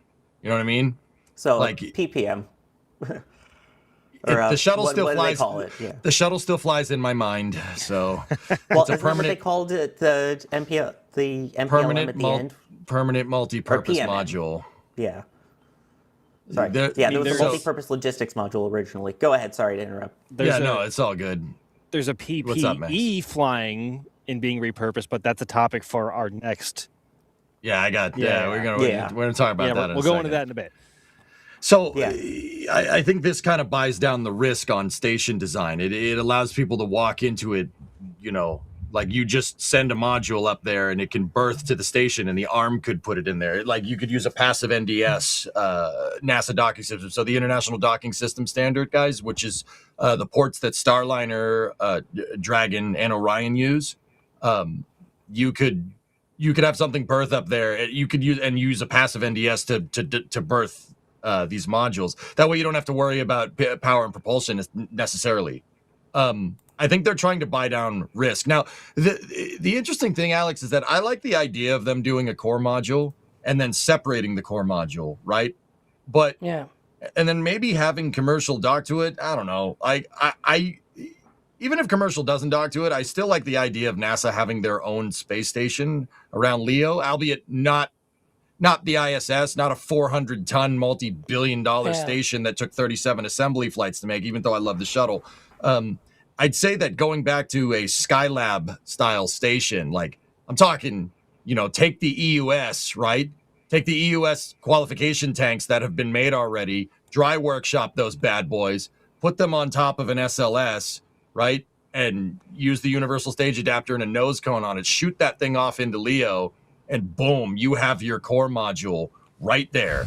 And use that for your station for a little while and keep going with commercial crew and commercial orbital transport services. And if you put a docking node on it, then you're good. Then you can have your commercial station and eat it too, I guess. Don't eat space stations. Yeah, for the purposes of this in particular, they gave out, I think it was one of the timelines of the presentation where they showed that they're going to be having, at least between now and 2028, that's when the core module should be launching. So like they're going to be taking at least 2 proposals, and next year they will down select to 1 proposal. So it's going to be quite a quick timeline sort of thing, which leads me to think that there's only going to be 2 realistic sort of potential candidates here, which are going to be VAST and Axiom, right? They are the 2 ones that have a good cadence already of production, right? VAST has already produced Haven 1's first module, or rather the only module, because Haven 1's is just one single module. Yeah, I know where you're going. Haven 2 is a bit of an extension. It includes a few more things. That is true. It's not, there we go, that's the procurement and everything. And so it's got at least some kind of notional timeline, right, of when things are supposed to happen. And it feels to me that both Axiom and VAST can provide that core module within that timeline, because both are already planning on, like VAST is planning, I believe, Haven 2's first module around the 2028, 2029 timeframe, right? Axiom is also planning its first module bit earlier, 2027 to 2028, but still sort of in that timeline. If you account for them having to redesign a little bit here and there, of course. Can I add that Axiom is actually not speeding up. Their scheduled date to launch in the future is 2022, when they first got their contract. Wow. Yeah, that was their first contract. I mean now, but yeah, they can still delay. But they are the only 2 companies, right, that they are visibly bending metal. Not technically for Axiom because it's selling in space, but you know what I mean, right? We have not seen anything from Blue Origin on their orbital reef. We have not seen anything about Starlab. In fact, I think it was until recently, very recently, that they finished the design. It was the critical design review of Starlab, I think it was. And so, yeah, those 2 seem to me the most realistic. And now that you've got the core module, now you've already launched your first module. Now you can concentrate on the other ones. And you have 2 different companies, which means by 2030, there should be at least 2 modules up there. Like, if no... And I think this is why NASA is doing this option, where it's like, look, each company may at least produce... If each company produces 1 module before 2030, that's 4 modules for a station, right? Mm-hmm. And I think that's where because I just don't see any of these companies finishing their stations on time for the retirement of ISIS. Max? I have thoughts. I think as even though the progress with Axiom has been somewhat slow, especially in the last 2 to 3 years, you can call it that. And even though VAST will most likely be the first one to demo a station of sorts, I still think Vast has a bigger hill to climb, because Haven 1 is not going to include any sort of life. Yeah, not an Eclipse nor a toilet. Those are both going to be supplied by Dragon. And of course, in order to have a multi-module self-sustaining space station, you need both of those things and multiple toilets, right? So even when Haven 1 demos, they're not going to be able to demo an Eclipse of their own design, or a human waste system. So that's going to have to be saved for the first module flight of Haven 2. So I don't know. The path here for both of them is not going to be easy, but I think still Vast is by far and away the more favorable option, because they have hardware that is rapidly being developed, and not to mention, again, they are most likely going to be the first ones to launch. And with Haven 1 only being a single launch mission, at least for the module itself, of course, Dragon will have to launch and then dock to it, which is launch number 2 at least. I still think Vast.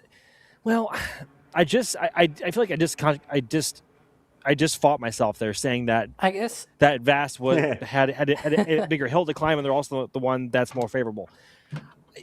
X hurt itself in his confusion. But I guess you're making the point that NASA is probably looking at all 4 companies, right? Yeah. And it's like, if even Vast may have only one module before 2030, maybe Axiom also has one module. The other 2 we don't know, right? When you look at this, it's like, is anybody going to have their stations ready, like fully ready to support crew missions, right? It's like one module, and it's not the size, because I know EJ will be like, Skylab was one module. It was not the size of like, none of these are the size of Skylab except Starlab. And size it's doesn't matter. like, yeah. The only people who say that are people with small space stations. Well, I mean, you can go the Salyut route, and you know how that went. Yeah. With just one module. Yeah. But yeah, we'll see. I want to come in with something here on this slide, because thank you, Kevin, for bringing this up. If you look at that little blue box next to my head there, it's got the dates for the RFIs and things like that. But there's that little bottom box. Available budget is $250 million per year through the end of the ISS. You think that's enough money to help these companies with these RFIs to go, hey, yeah, you can do it. Here's $250 million a year as long as you're selected. We're talking hundreds of millions of dollars already invested. Then keep in mind, once it is in orbit, you have so much more in maintenance cost. You have to then maintain it, keep it active, keep it running, keep it crewed. Then you need the couple millions, if not billions, that are required for resupply missions to keep it stocked, because you're also then having to pay someone else to launch those. These are all these additional costs that are coming in, and you think $250 million a year is going to help? I guess that's kind of where they're trying to say, hey, come to the ISS instead. But I'm going to add as well, you now add another layer when you talk about going to the ISS. Most of these, it's drag and drop essentially, or launch and drop. You launch them and you drop them in their orbit. In this case, you are now required to A, go to the same launch azimuth and inclination that you're talking about here for the International Space Station. You can't go on your own. You have to go towards the one at the ISS. And then you also have to incorporate rendezvous and proximity operations to the ISS, something most stations wouldn't have to do otherwise. So you're now making it even more complex of, sure, you can save money by going to the space station, but now you have to add extra things into it to just get it to the station and then launch it in inclination to the station. Yeah. I don't know. What are your thoughts on that? Sorry. Can you just reiterate what you were saying there? Like you're saying that they, getting to the inclination where the ISS is ridiculous. Just launch it somewhere else and then go from there. That's harder to get it to the ISS, right? Did I follow that right?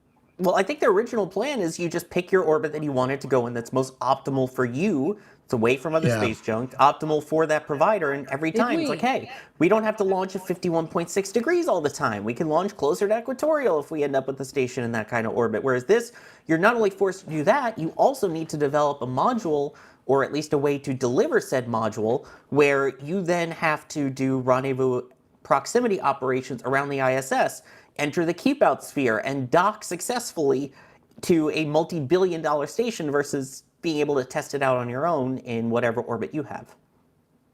Did we ever hear anything from these companies on which kind of orbit they want it to be?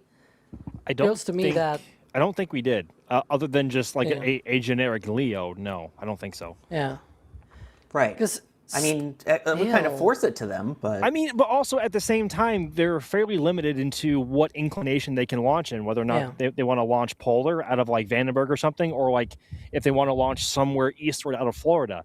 It doesn't have to be launching into a directly 51.6 degree orbit, because they don't have to accommodate for Roscosmos and trying to be reached from Kazakhstan. So they could, in theory, launch into any orbit on the east side of Florida. So That's what I'm saying. yeah, That's exactly what I'm saying, is I that do that think- forces you into an inclination rather than, pick your inclination, and if something goes wrong with rendezvous proximity ops, if you're trying to dock new modules to your personal station, it's less of a concern than if you're trying to do it to the International Space Station.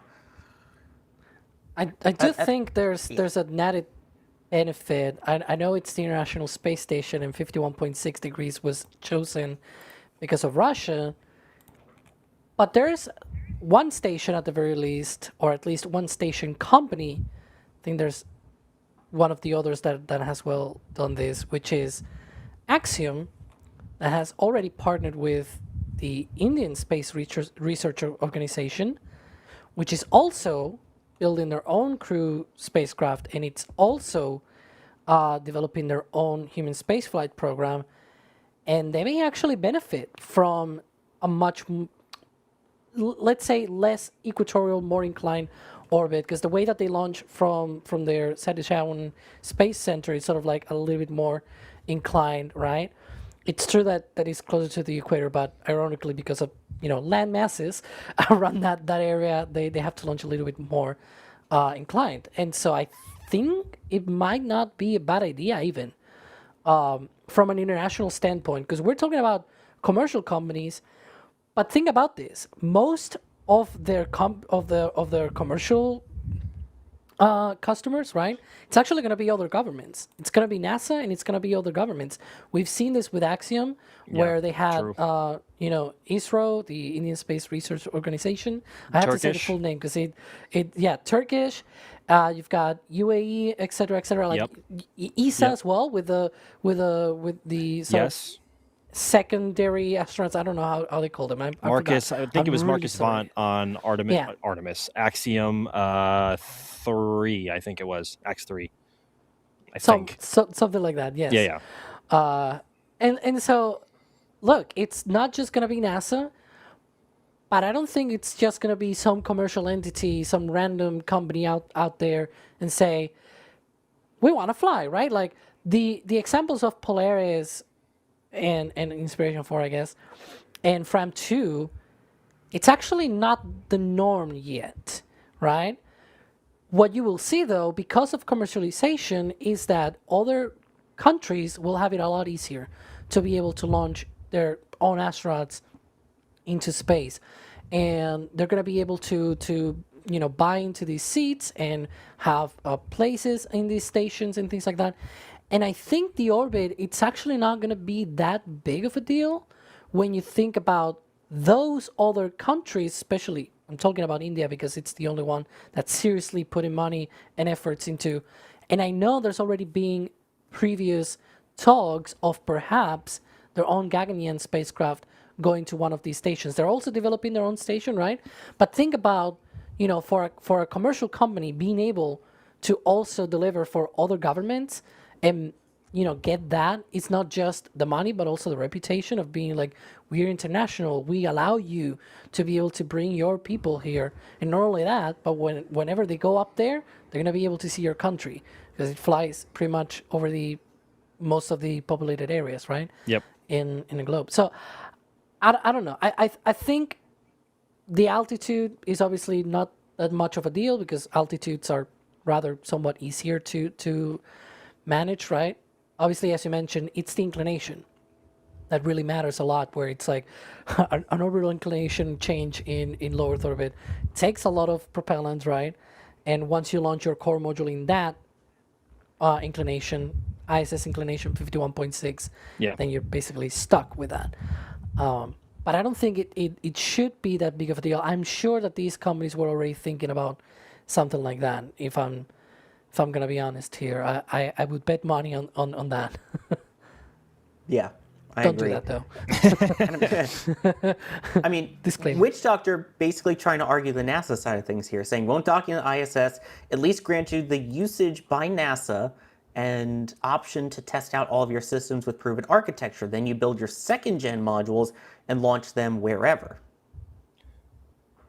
I like the idea, but my thought is these companies that are already starting to produce those modules for their own stations, does that mean they repurpose them? Do they scrap them? That's just the thought process I was wondering. What are you going to say, Max? It was along the lines of what you were going to say as well, or what you did say, I should say. That also begs the question whether or not the ISS is going to be around by the time your hardware is ready to even test on NASA hardware to begin with, right? And if you're not the first, NASA's not going to pick you. And if NASA's not going to pick you, what market is there going to be in the first place to launch and be able to sustain yourself with a marketplace or just a base of customers, right? So, yeah, it's a very convoluted topic, and it's kind of dirty waters now, especially with the path that NASA is taking going forward with a different commercial option. So I think you had it said best, Sawyer, on that front. But that's what I was going to say on that front, but not as well said. Yeah, I think we're all kind of in agreement on that. I don't know if we still have that render. Alex, you pointed something out here. Yeah, I was gonna say, should we talk about the Starliner in the room? I mean, in the render, because there's one of the renders, and it shows Crew Dragon and Starliner docked to this notional commercial station, and it's just very funny to me. I mean, let me find the page for you, Kevin. There are plenty of renders out there right now that show Starliner docking to Orbital Reef. You know. Oh. So, yeah, that's gonna be fun. Who's gonna supply 16. crew to Orbital Reef with Blue Origin? Will Blue Origin even ask SpaceX for Crew Dragon? I mean, Kuiper has already. Leo has already asked to send, or has already sent their own satellites aboard up on Falcon 9. That's Amazon. It's by Jeff, but it's Amazon. It's different, right? I know. You see the point that I'm trying to make. Yeah. By the way, it's like asking the right side of that Terrawave render on Falcon 9. Yeah, there's the right side of the render there. There it is. Yeah. There's a Cygnus though. Cygnus is that the Hopium spaceship? Ouch! Ouch! If not, they could just remove Starliner and have a Cargo Dragon. Then you have Cygnus, Cargo Dragon, and Crew Dragon. Rip Dragon XL too at that point. Hey, what rockets do all those spacecraft launch on? We'll talk about that later. Yeah. You are sorry. talking about it. Yeah, no, it's just just thought I'd bring that up now. Anyway, I'm back. By the way, I wanted to point this one out to you because I thought you'd like this, EJ. Tyler saying, could or should we wet workshop SLS core stage? Wouldn't even need a dedicated launch. Could leave it in Leo after a lunar launch. Send up a crew. Even the LOX tank good idea. would be gigantic. Just the LOX tank, the little part atop the core stage. Hang on, this part, sort of where my finger is. Just that is quite a huge piece of volume there that you've got. It's true. And then there's the hydrogen tank below it. It's a lot more. Yeah, it's true. Should do that. It's a good idea. Let me thank some people here that are keeping our station in orbit around NSF YouTube. Blake P saying, appreciate all the hard work you guys are doing. It's been a busy week and a busy one ahead of you. You guys rock. Thank you. Yeah, it's going to be a long week. It's going to be fun though. Yeah, the craziness started today, and it's only going to get crazier as the days get closer to April 1st. So, yeah. Well, what's happening then? You may have heard of a rocket maybe trying to launch to the moon or something. I don't know. Oh, I thought they were kidding. No, yeah, not, it's an April Fool's joke. no exactly. cap. No cap, EJ. They're going to do it. No, I have a hat on. Is it the one? Is it one that's available at shop.nasaspace? No, it's not the one that's from shop.nasaspaceflight.com. He's not wearing his Texas dare Tank you. Watchers hat. Pity. Shame. How dare you? Or the NSF Live hat. This is Huntington Ingalls hat because support shipbuilding. I've got Flight 11 patch. I wonder if RS-25 shirt. maybe we could renew a few things with maybe newer patches. Anyway, Best merch plug ever. Yeah. By the way, this wasn't even planned in the doc. We just started doing it. But yeah, this is you can get all the Artemis gear with Artemis II coming up. You should definitely go check it out. We got some of the awesome prints that have been out there for that sunrise photo op there from Jerry. We've had all our team out there getting shots from all the rollouts, from special opportunities we've been given, and even a Falcon 9 shot in there. This is a really nice one from Julia from a launch the other morning. I love that one. Yeah. So yeah, this is all, that's a great shot too. These are all shop.nasaspaceflight.com. They're available as both metal prints as well as posters for your wall, so you can get the hype going. Is for this this picture mission. also the one behind me? I think it is, right? Or at least a similar one. I don't. Similar. That was from the first rollout. Yeah. Yeah, the first rollout. Probably way down in there. Yeah, But that's a there's photo by me, by the way. Something for And yeah, launch. we are now just a few days away from unveiling what that one actually is, and I believe members are going to get first dibs at it. So, not a member, probably should. I do have to say it is one of my favorite designs that we've ever done, and I hope it's going to be as well received as we hope, as everyone else hopes it does as well. Really proud of the shop team for pulling that one off, and I know that they have been chomping at the bit to have that one released for like months now, because of course Artemis II was supposed to launch in February, and of course that didn't happen. But yes, that is amongst our favorite designs here. What? Yeah, the entire K Sorry. team has been wearing the merch. Yes. We just can't show it to you yet, but we've been wearing it. You guys Yeah. remember when this was supposed to launch during the Super Bowl? What? Oh yeah. You guys remember? And then It Yeah, I just- remember. then the Super This Bowl. rollout was January. Yeah, unfortunately, It the was. Super Bowl got canceled. And they still haven't launched SLS. I'm just sad over here. You're always Yeah, sad, I was boy. thinking how long I've had the merch. Yeah, me Right. too. Yep. And I've Yeah, not the been able first to photos use that it I yet. took with it. Yeah, it was back right around the in Super Bowl. February. They got canceled and never happened. And I think I've seen Max also wearing that. I thought the Super Bowl was great. I loved the outcome. I don't know why you'd love a cancellation. Like it got scubbed. Yeah. What was the other team that was in there? No, that didn't win? don't worry about it. It got scubbed. Scubbed. It got scubbed. You're Sorry, never. Chris. You are never Darn you. going to let that go, are you? Ever? No. Anyway, Absolutely Anyway, forward with the bus fare to bring Max inside. Good discussion to the peeps. I like being outside. Jose, Sierra Space inflatable station still in the works, or did that go the way of the Dream Chaser? Ouch. Yeah, inflatable stations aren't really a thing right now. I mean, they have an inflatable module on the station right now. Well, that was Beam, which Bigelow, how are they doing? Well, Yeah. First there was Well, Bigelow. at least And our then there hardware's was- up in space right now. It's Yeah, for a not, company that Sierra- no longer exists. it's not their hardware anymore. They transferred it back to NASA. I believe Sierra Space, to the point of this question, because it's true that Sierra Space and also Northrop Grumman, both companies originally had their own station proposals, right? When the program began, both companies eventually sort of separated ways and merged off with other proposals. In the case of Sierra Space, I think in their case, they're partnering with Blue Origin for Orbital Reef. So you might have seen some of the renders of Orbital Reef, and they have inflatable habitats and whatnot. That's Sierra Space. And Northrop Grumman, I think it is with Voyager for Starlab. But yeah. Yeah. Brooding saying VAX can go faster with SpaceX support on core. I mean, that's basically Haven 1. Yeah. is that kind of idea. So Yep. it probably is faster, if we're being honest, than having to redesign for the ISS.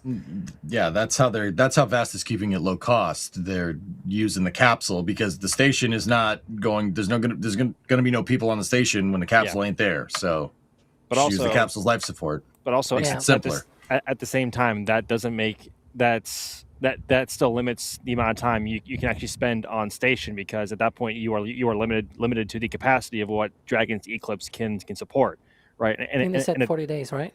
Yeah, correct. I think it's 4 or 5 days right now is the current limit on Dragon. So, for the short term, that works. 4 or 5 or 40 days. Which one is it? It's 4. Free flying, but with Haven 1 is 40. Is it? Okay. Yeah, it increases when it's docked. Okay. Yeah. Okay. Yeah. Which is why they have, because they have a bunch of the limiting factor is the hydrogen. No, hang on. It's the lithium hydroxide Canisters. CO2 scrubbers. cartridges. Yeah, the CO2 scrubbers basically that they use for that. And so Haven 1 will launch with a bunch of them and up for about 40 days or so of operations. And that can be either one single mission that lasts 40 days or multiple missions that add up to 40. Like maybe 3 1 week or 1 week and a half long flights, for example. But yeah. And then Bideford pointing out, by the way, are all the awesome pin sets sold out? Mine is on its way, and I can't wait to receive it. It was that first run had the limited amount there in it. A keyword there, first run, so maybe keep an eye out on the shop for some updates soon. I'll have to talk to the shop team about that. But anyway, by the way, it's really awesome. It's gorgeous. It comes with its own base to mount it on. Speaking of bases to mount on, moon bases on the surface of the moon. That was one of my worst segues. Max, do you want to talk about the plans for the moon base? Really? Good grief. Okay. Yes, moon bases. Am I right? So first and foremost, as we talked about earlier, yeah, Gateway has been officially confirmed to be paused. It's like, I mean, they've sort of decapitated it without saying that they decapitated. I mean, they literally took the PPE from Gateway, and that's going to support another spacecraft that we're going to talk about in a minute. But they made it official that Gateway has been completely paused for the moment. And when I say for the moment, that is likely going to be indefinitely or until they find a different purpose for it somehow. And also a big factor into funding this whole change with Ignition and the restructuring of the Artemis program, that funding is now being pulled directly from the funding that was already approved for Gateway. And so with Gateway being paused, they are then able to access the funding that was for Gateway to use for other purposes. So at that point, that keeps the costs overall down, if not the same that they had before, without having to ask for any additional budget, at least for now. So that is the current situation with Gateway. And then, so moving on to the actual moon base itself, they have laid out a plan to go in 3 phases. And phase 1 is from now until 2028, which is about $10 billion that has been budgeted toward it. So, and essentially what phase 1 consists of is CLPS, or commercial lunar payload services, robotics deliveries being delivered. So anything like science, any sort of like science. Good grief! Science landers, lunar rovers, and drones. Weirdly, lunar drones, even though there's no atmosphere. So they're going to be using some instead of using blades or rotors like they used on Mars. They're going to be using their own little thrusters on these spacecraft and making and having those serve as drones like that. So essentially, they're going to need landers or deliveries for LTVs or lunar terrain vehicles, power, comms, and nav tech demo missions. Of course, the drones as well, and also all technology that is going to be launched and landed has to survive the roughly 14-day lunar nights. So being on the dark side of the moon, all of that technology has to be able to survive that night, which of course makes sense because any technology that you want to have on the moon in the long term does need to be able to survive, not just being in sunlight, but also being able to be away from sunlight for 14 days. And of course, you need to have power in that time. So that is phase 1. Phase 2 is what is going to consist of early infrastructure, and that is time framed from 2028 to 2032. Also budgeted for about $10 billion. And so essentially what phase 2 consists of is semi-habitable setups, like having astronauts be able to stay on the surface for longer time periods, upwards of weeks, if not months, at that point, given the hardware that is going to be there. And also trying to tap into further jets. Sorry, I'm distracted by more F5s. More jets. They're literally right there. Sorry. He has plain DD chat. If you hear jet noises, that's the F5s currently over my right shoulder.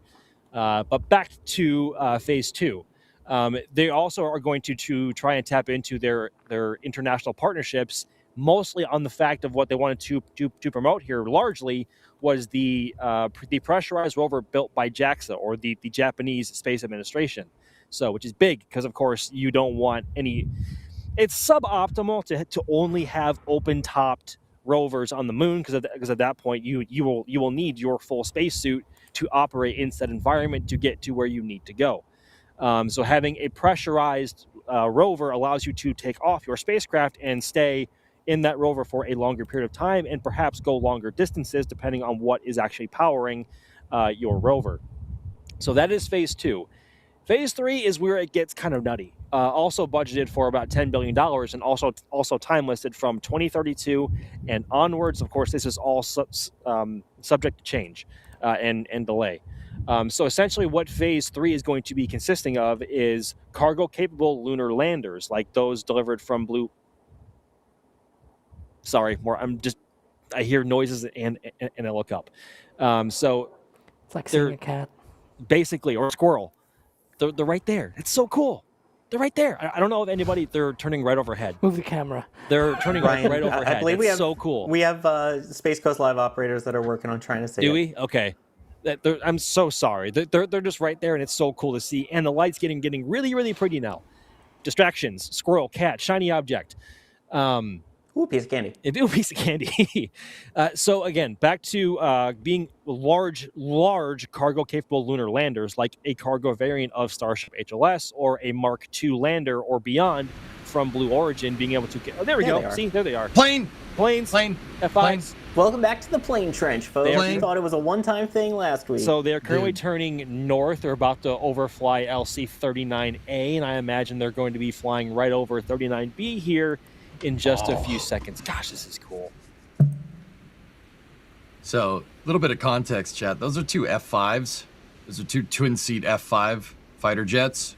Those are Jared Isaacman's planes. He bought them when he became NASA administrator with his own money, and, just uses this for morale flybys now. Also painted them in some straight fire space livery. The front looks like a classic USAF like livery for a T-38, and then the back is space. That's the darker back part of the jets is it's all stars, and then it has like the worm logo on the rudders and stuff. It's pretty good. So pretty good livery. They had 3 of them out there today at the arrival ceremony for the Artemis II crew, and it was wicked to see because they had all the F5s, they had an Alpha Jet, and they had 4 T-38s total on top of, I believe, Jared's business jet. I can't remember if it's oh gosh, I'm blanking. If it's in, I can't remember. But his normal business jet was also there. And the WB-57 was also there in the same area, albeit tarped over the nose and also over the canopy. But alas, distraction, shiny object has now passed unless they fly overhead directly again, which they may. Getting back into phase 3, what? part of like just real quick, part of me is like, man, guy can afford fighter jets, but you know, the other part of me can't sit here and say that if I had a couple $1 billion, I wouldn't be just buying fighter jets, you know? Like, let's be real here for a second. Like, if you had a couple $1 billion, like I'd fly 2 fighter jets at the same time, man. In all fairness, you'd the also F5 have a Ford dealership going back to the Model T. Yeah, I mean, in all fairness, the F5 is like one of the coolest jets around. It's basically a T-38 body with a differently modified nose or differently designed nose, and it has really sick afterburners as well. It's a really neat little thing. So it's used as a trainer as well, and also it actually has served in combat as well with foreign governments as well. Hey, if someone could reach out to Jared and get me a flight on that, that would be awesome. That would be awesome. Thanks. That would be wicked. I'm okay on the ground. I'm already. I forgot Alex doesn't like scared planes. of planes. I forgot about that. Yeah. Help me out here, Chad. You're scared of Help me out. planes? In the last 2 years, I've flown so much that it's like I shouldn't be, but I'm still quite respectful. Let's put it that way, of their power and whatnot. Okay, I can understand that. I wouldn't call that scared, but yeah, okay. I don't want to take my chances. So yes, Moonbase. Moonbase. Phases. Anyway, back Look to at that. phase Phases of the 3. moon Yes, back to base. phase 3. A large part of phase 3 is going to be able to utilize larger cargo-capable spacecraft like Starship HLS in a cargo configuration, and also cargo variants of Blue Origin's Mark II or beyond landers, whichever design they end up going with at that point. And also, I mean, the point of doing that is to bring up more and larger habitable spaces or modules to use on the lunar surface, because, of course, that's what you need to support a long-term presence off-world. I mean, for those of you who have seen For All Mankind, think of Jamestown. Like, that's essentially what they have to bring up with much larger rockets in their cargo configurations. So that is essentially what phase 3 is going to be targeting. And again, also being able to leverage at least currently, the post Artemis 5 reusable hardware like Starship, like New Glenn, and maybe some other LSPs in there that they may be able to throw in for some purpose, like Neutron or Terran R, what have you, Nova, whoever's flying it, whoever might be useful. I don't think that there's going to be a shortage of reusable, at least medium lift rockets and also super heavy lift rockets at that point either, at that point in time. I mean, we're talking at this point 7+ years out. I would hope that there would be by then. It can't just be Falcon 9 still. So on top of that, they are going to be accelerating the amount of robotic support that they are going to be using on the ground. And by accelerating, I mean up to 30 CLPS commercial lunar landers starting in 2027, which is, last I checked, is next year. And so I think that averages out, I think, at 7 a year of sorts, give or take. I could be way off on my math there. It could be one less. Could be one less. Who knows? So that would be how many? Stop it. Stop. I knew we were Continue. going with that. I swear, Sawyer. If you were here, I would just, yeah. I know what you would do. I'll have the stick ready when I see you on Tuesday. Thank you. But I think one of the most exciting parts about phase 3 and beyond, and the amount of CLPS landers that they want to bring back, Viper. You know, the lander that was going to fly and was canceled, even though it's basically done and had a mission slated to fly, and they opted to swap out that payload to fly a brick of concrete. Viper's back. It's going to be flying. It is going back to the moon as a part of the Artemis program, in hopes of serving a much longer term presence on the moon for NASA, especially in terms of its science capabilities. So we love to see it, especially around the moon's south pole. Seeing Viper back is a wonderful thing. And for those of you who are not familiar, Viper stands for Volatiles Investigating Polar Exploration Rover. So yes, it's a rover. We love rovers. So in addition to that, NASA has also awarded Intuitive Machines about $180 million contract to deliver 7 payloads themselves to the South Pole region of the moon. So that marks our 5th. Yes, so this marks our 5th, I believe, to this point, CLPS task order to get stuff over to the moon as quickly as possible. And amongst others, We have rovers from the Australian Space Agency and Blue Origin's Honeybee Robotics. So we have a lot of cool stuff happening, guys, with Phase 3 and beyond. It's not like with what is happening in conversation now. It's not vaporware. It's not wishes. It's not wants. Like they are listing direct contracts, and they are listing specific hardware and a timeline to utilize said contracts and hardware in. If this doesn't sound like a real plan to go back and stay, I genuinely don't know what is, especially being able to mostly utilize a lot of hardware. It's happening again. The squirrel. It's happening again. Sorry. Okay. Again, what more can I say? At this point, the contracts are in place. A lot of the hardware is already in place, and there are structured plans to build whatever hardware is not yet built or is currently contracted to be constructed and launched in the next 5 or so years. Guys, I want to hear your thoughts on the 3-phase plan before moving on to our next topic here, which is, of course, the SR-1 spacecraft, which I want to hear EJ's thoughts on a lot. But this, I want to hear your guys' thoughts on the current 3-phase plan for Artemis going back to the moon. Like, this is like, the room is open. Like, please feel free, go nuts. Okay. Here's the thing, Max. I looked at all this when I first watched Ignition, and chat, you probably see this coming, okay? You know, especially from me. When I first watched Ignition, I saw this, and I'm like, you're just gonna offshore your entire moon base, rovers, landers, hab modules, power, everything. Headset's on its way out, but don't worry, it's working now. You're going to offshore everything. All of this you're just going to lean all this into commercial. And then I'm sitting there, I'm like, I'm not sure if I like that. Like, how is that going to work when, we just talked about low Earth orbit. And this is why I put the commercial low Earth orbit stuff first when I did the doc today, because you sit there and you want to do all this commercial stuff on the moon, right? And then you in the same breath, you admit that, like, the ISS commercial market and the commercial low Earth orbit has failed to materialize. And I sat there and I was sitting there. I've been pondering this all week. Like, why it didn't work here? Why is it going to work over there? Like, what's the difference? And I'll be honest, guys, it hit me like a ton of bricks yesterday. I was sitting there talking about it over on Twitch, because in my own Twitch land, doing my own space news stuff over there, and it hit me like a ton of bricks. This is not all commercial.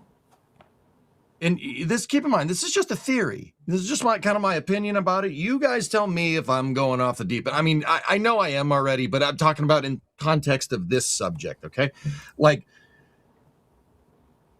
you're putting out all these RFIs. Jared Isaacman has said that he wants to atrophy. NASA skills have atrophied and they need to get back to bringing stuff in-house. Yet you're putting out all these commercial requests for information about how commercial companies would go about doing things. And I'm like, I've been sitting there, like, looking at this dichotomy and going, like, that makes no sense. And then it hit me. These RFIs are there to show to get your finger on the pulse of where the commercial market stands on this stuff. If you put out an RFI for, like, a solar panel tower, right, that needs to be in Shackleton Crater or something, like, it needs to be a tall solar panel, right, and nobody responds to it, that's going to tell Jared Isaacman and Amit and the rest of the NASA higher-ups exactly what they need to be making in-house, right?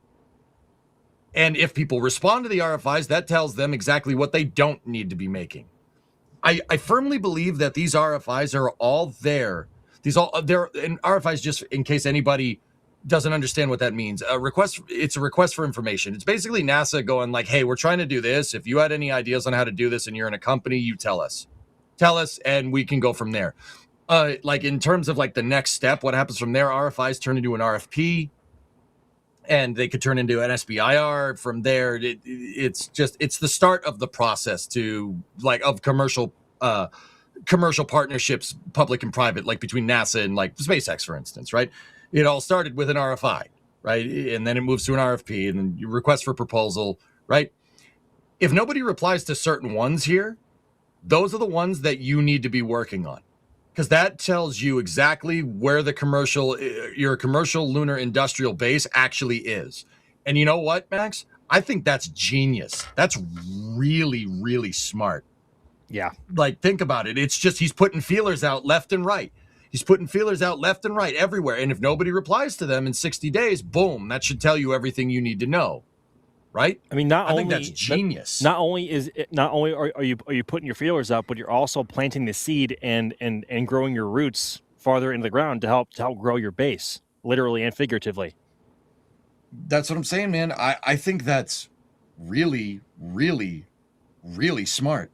I'd be inclined to next agree. level. That's next level thing. Like, dude, that's some 7D intergalactic chess right there. Like, I really appreciate it, because you got to go and you got to, if you put yourself in Jared's shoes, like you don't know how this place works. Like, you got to figure out how this place works. So you spent the last 6 months. You spent the last 3 months going around to all the different NASA design centers trying to get a feel for what's going on, right?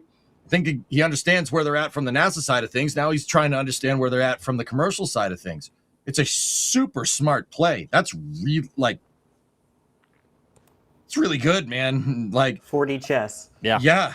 Yeah, dude. And he's like he would be like playing 4D chess against Data. You're not winning. Like, that's really smart, man. I mean, that's an interesting way of thinking about right? it. Like, what else could it be? Because Sawyer, it makes no sense any other way. I mean, yeah, I guess. Because the one thing that I keep seeing pop up in chat a lot, and it keeps coming up, and it's a very fair question, is about SpaceX. Because, of course, there's going to be collaboration with them for the initial lunar landings, and I'm sure they'll be involved somehow. But you're really asking, why is NASA acting as the controlling overseer? Can SpaceX set up its own base on the moon? So if NASA's planning this whole big base thing with all of these landers and missions and expecting their commercial partners to take part in it, what's stopping them from saying, you know what, SpaceX is going to help for a couple missions and then go off and do their own thing? Nothing. I feel like the question is there a benefit or a lack of benefit to doing that? I feel like the question is asking it from view of NASA is handling things, and NASA is just saying, look, we want our own moon base, and we have our partners, we have companies, right? And we put out all of these requests for information, and you guys tell us whether you want to participate in this or not. It doesn't say you have to participate if you want to put something on the moon. It's not about that, right? Now, of course, if you have a contract with CLIPS, your lander will probably be sort of rerouted or sort of redirected to being able to support that moon program. But CLIPS is a NASA program. It makes total sense that NASA, on their own program, says, we want you to work on our moon base. Same with HLS. HLS is for landing people on the moon. And it's a NASA program. Yes, contractors include SpaceX's Starship, but that's just like the ISS Commercial Crew Program, right? It doesn't preclude SpaceX taking Crew Dragon and say, I want to do something like FRAM2. I want to do something like Polaris. The same thing will happen then on the moon. Whenever SpaceX wants to go on their own, they'll have a complete freeway there to do whatever they want. It's just, I don't think it's the way that I feel like the question was probably badly phrased in that sense, because it sort of seems as if, everything that happens on the moon and it's the US, NASA has to have a say on it. And it's like, not really.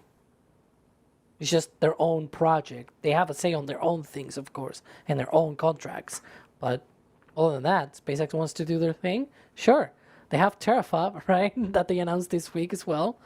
And the whole space data centers and everything, and sending them off from the moon. Do it. More better. Yeah, more launches, more better, more bases, more better. All your base are belong to SpaceX and NASA. Yeah. What happened? But someone set us up the bomb. I guess the opposite will happen. Like, look, until 3 months ago, SpaceX was all in with Mars, right? And like, we got to go to Mars in the 2026 window. NASA was like, wait. We want first, go to the moon, land there and things like that. There was this whole debate, even going on X and everything of like, ooh, the moon is a distraction and everything. But then he realized with the whole space data centers and everything and the current climate with all of that, that actually the moon is out there 3 days away. If we want to do this sort of thing, it's quite convenient, right? Because you have it right there. It's 3 days away, and chemical propulsion basically maybe even 2 days if you get good at it and whatnot. Like, it's quite convenient, right? And you can go every day to the moon. You don't need any weird planetary windows every 26 months and things like that. And in the way you drive the whole system with Starship and everything, all of big number of launches and everything, not just to set up that, like by doing that, you also have now the capability of setting up everything else that you want to do. And so that's I guess the big revelation that they got in the last few months, where they turned to the moon. But what if they had just kept with Mars? Then this question, right, of well, SpaceX wants the moon and whatnot. It's like, same thing will have happened then, where it's like, well, they wanted Mars and NASA was going to the moon. What happens to SpaceX, right? It's like, because one of the other things as well, I will mention, side note here, I know, I think it's not even in the document to sort of, discuss about this, but what happens to NASA's Mars plans? I think they were asked about timelines now of like, okay, when are you landing on Mars, right? And I feel like they didn't address that properly.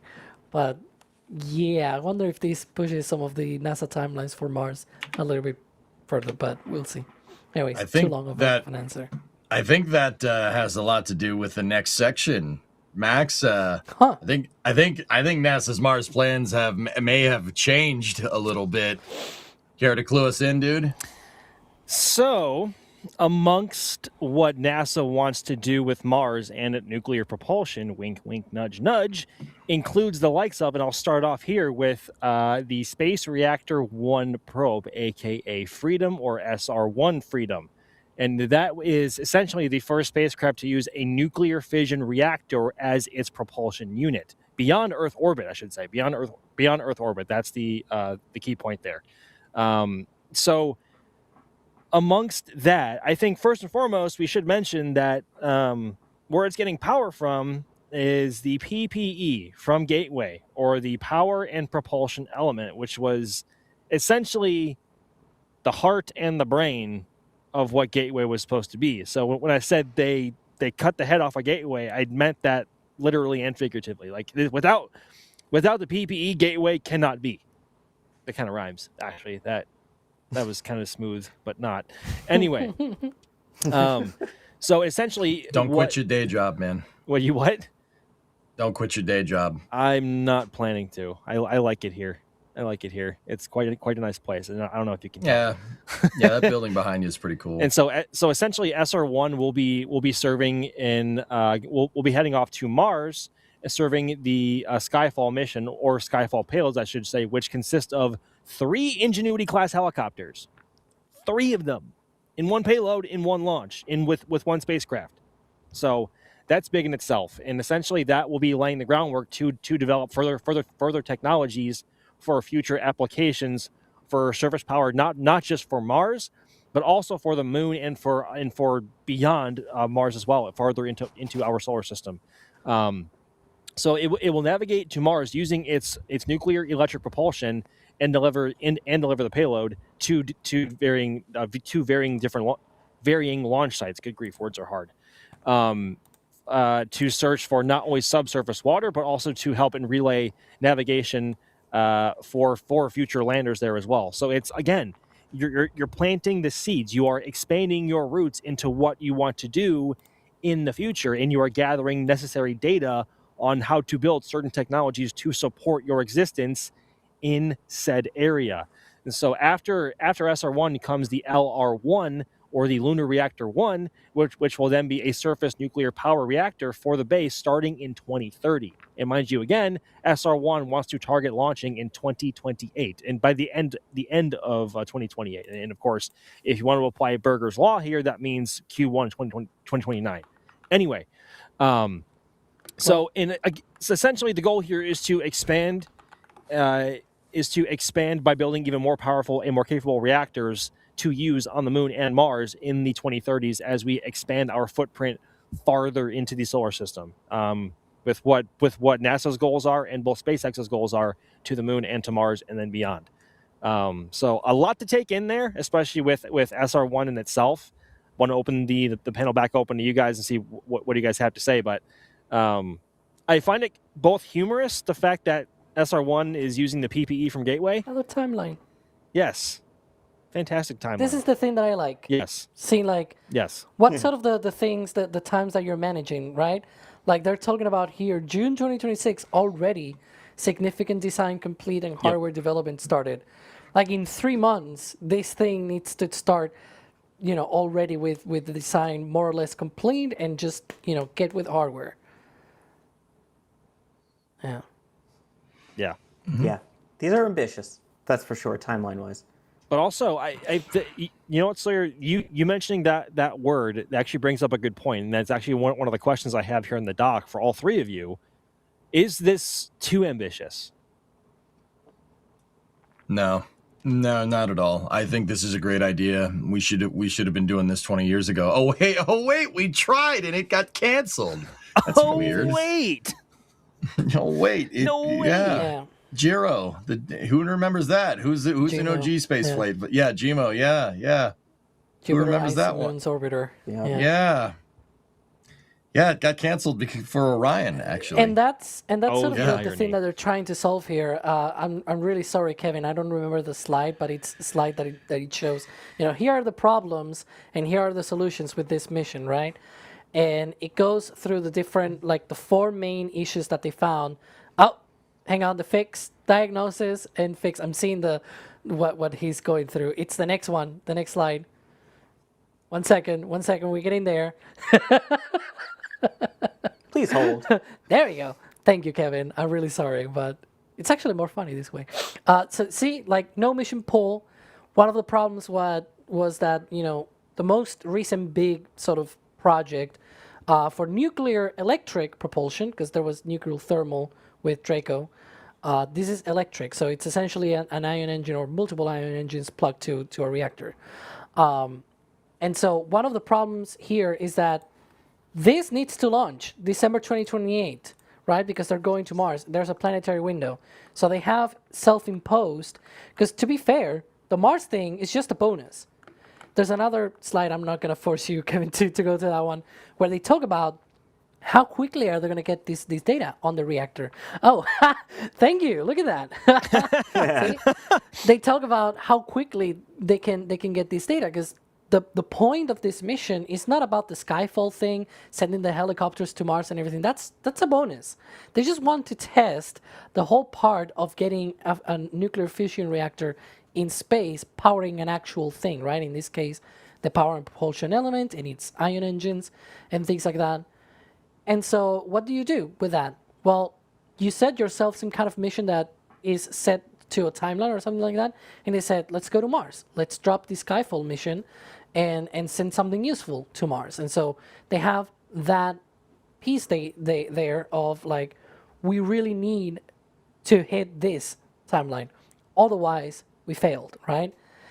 Then the other thing as well, the GMO mission, in this case, the Jupiter Icy Moons Orbiter, it was going to be this big spacecraft assembled in orbit, multiple launches. It was huge with a huge reactor, super heavy kind of thing. Think about, more than 30 metric tons in terms of mass. To put it in perspective, the most massive probe that has been sent beyond Earth orbit is 6 metric tons, Europa Clipper. And Europa Clipper is sort of like a grandchild of something along those lines. But yeah, it was big, huge, supposed to orbit different moons around around Jupiter. So the reactor was also huge. That's too much. Start with something simple. existing technologies, flag what works, scale later. So this is the other thing, right? And then timelines slip. You know, you're bound to orbital mechanics. Gotta do it before the Mars window closes. And then fragmented leadership, where it was like, you know, different centers, different administrations within the government were sort of handling that. NASA will be in charge of that. It's sort of behind me here, I guess. There. No, the other way. Good Lord, it's it's inverted You wouldn't for be me. a good weatherman, dude. If only we knew somebody. NASA Prime Integrator, so like, you know, they integrate the things. Yes, there are multiple partners. The Department of Energy, for example, is working in this mission and whatnot, but they are the prime integrators. So I think this is, I'm not saying that it is not too ambitious, because obviously, you know, it's sort of breaking the mold, if you will, right? A bunch of those rules sort of break the mold. I guess that expression was quite on point, where it's like, it sort of deviates from what NASA had been doing until now. I do think, though, my main criticism, believe it or not, it's that bonus of what they want to do. Come on, Mars, let's go somewhere else. You have, what, 5 kilometers per second of delta V or something like that? Go to Jupiter. Actually do GMO. I don't know. I think it's the previous slide to this, Kevin, where it says that within 48 hours they're going to get the data, or maybe the one Well, before. within 48 hours, I thought was when they were going to turn on the generator. And that will be already receiving data and everything. Whatever happens after that is just a bonus. It's just extra, basically. Okay, maybe it's not before. Many But they mentioned slides it. before. Exactly, yeah. Like yeah, I carrying mean, the Skyfall thing is just extra. Okay, go ahead, Sawyer. I'm sorry. I'm here for Yeah, whatever you're right. it's- It's kind of overpowered for that kind of mission, but it's also a first, so might as well go with something that's difficult, but still somewhat more trusted. Because the other interesting thing to point out is, yes, there's been nuclear power in space before. There's a lot of RTGs, which are the radiothermal generators. Hey, there you go. There you go. Reactor on, 48 hours. So there's the RTGs, which are the radiothermal. So there's the nuclear thermal, which is basically things heat up, heat is generated, and then directly transferred into a liquid propellant, which would turn it into a gas that would expand it, and off it goes. This is nuclear electric propulsion. So it uses the heat from the fission reaction and it generates electricity, kind of like we see here with nuclear power plants on Earth, which is then used to ionize a gas instead. So it's not directly doing it, it's being used to then ionize the gas that's going to be used for the electric. And we're actually talking, I believe it was, what, uranium that they're using a type of it, or? Yeah. They're using a it's uranium U302. High SA, low enrichment uranium. It's always so funny. It's an acronym. Of course it's an acronym. You Of course, think- it's an acronym. You think they use USB-C to plug the ion engines to the reactor? Probably. Yeah, probably. Yeah, probably. We don't want to, probably with that launch. Let's just say that. I mean, unless you want to run 20 kilowatts through a USB-C cable, I'd probably say it's not that. Why not? Why not? No, it'd be fine. It'd just you might let some freedom. Yeah. You might let the magical pixies out of if you let the smoke out of the wire, then it's not going to work. Yeah, nuclear I guess- electric is much more efficient. Yeah. You've got, that one's better for efficiency versus the other one, which is better for the kickstart of a speed. And in this case, when you're traveling that far, that kind of distance, it's better to have something that's more sustained and not punch you in the face, but more of slowly sunburn your arm or something. Are we? Is What? I'm already I don't know seeing, where I came up with that. Oh my one, God. I I'm don't know, already it's just seeing top of my head. what Kevin is doing. Yep. This Really? is amazing. Really? This is actually like a stream from EJ right now. That's where he normally is. And that Yeah, Am I home? Hi, EJ. How's it going? How'd you just get need in my your, house? Standby screen background.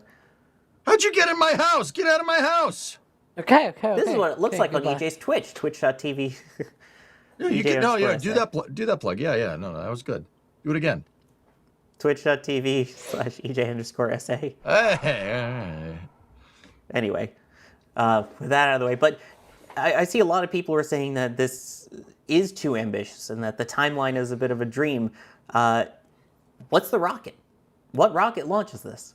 Falcon Heavy. You have a lot of you are spoiled for choice at the moment. You have Falcon Heavy, you have Falcon 9, you have New Glenn. You will hopefully have Starship at that point. You have Electron for super small stuff because we've seen Electron launch stuff before. You have Neutron, hopefully at that point as well.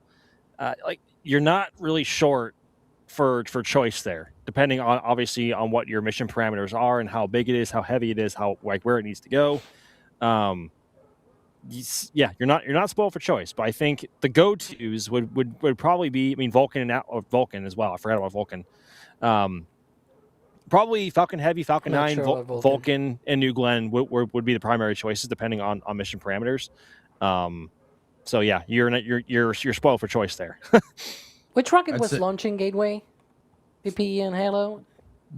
I know where you're going with this, Alex. Falcon Heavy. Oh gosh, excuse me. Yeah, I agree. So there's a lot of work already on launching something like PPE and something extra on top of it on Falcon Heavy, and it wouldn't be even the first nuclear payload for Falcon Heavy. True. Because Dragonfly is launching 6 months before this mission. Dragonfly is currently supposed to fly between June, July 2028. So Dragonfly will be the first nuclear payload for Falcon Heavy.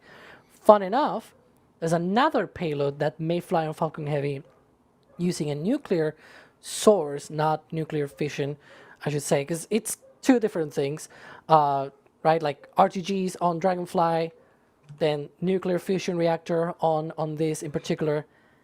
However, there's another RTG-powered vehicle that may launch a Falcon Heavy, and that is the Rosalind Franklin rover by ESA. And the reason why I say that is because we may talk about this in the next segment.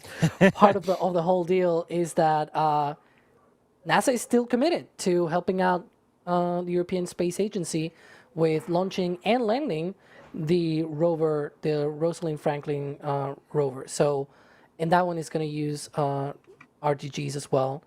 And so, yeah. And right now, there's a good chance that it's going to be Falcon Heavy, which, mind you, will be a quick turnaround of Mars missions for Falcon Heavy. Isn't it incredible, to this point, that a majority of Falcon Heavy's flight manifest have been NASA science payloads? Like by that point, like first we had Psyche, then we had Clipper, which launched in October of 24, and then we have all of this coming up as well.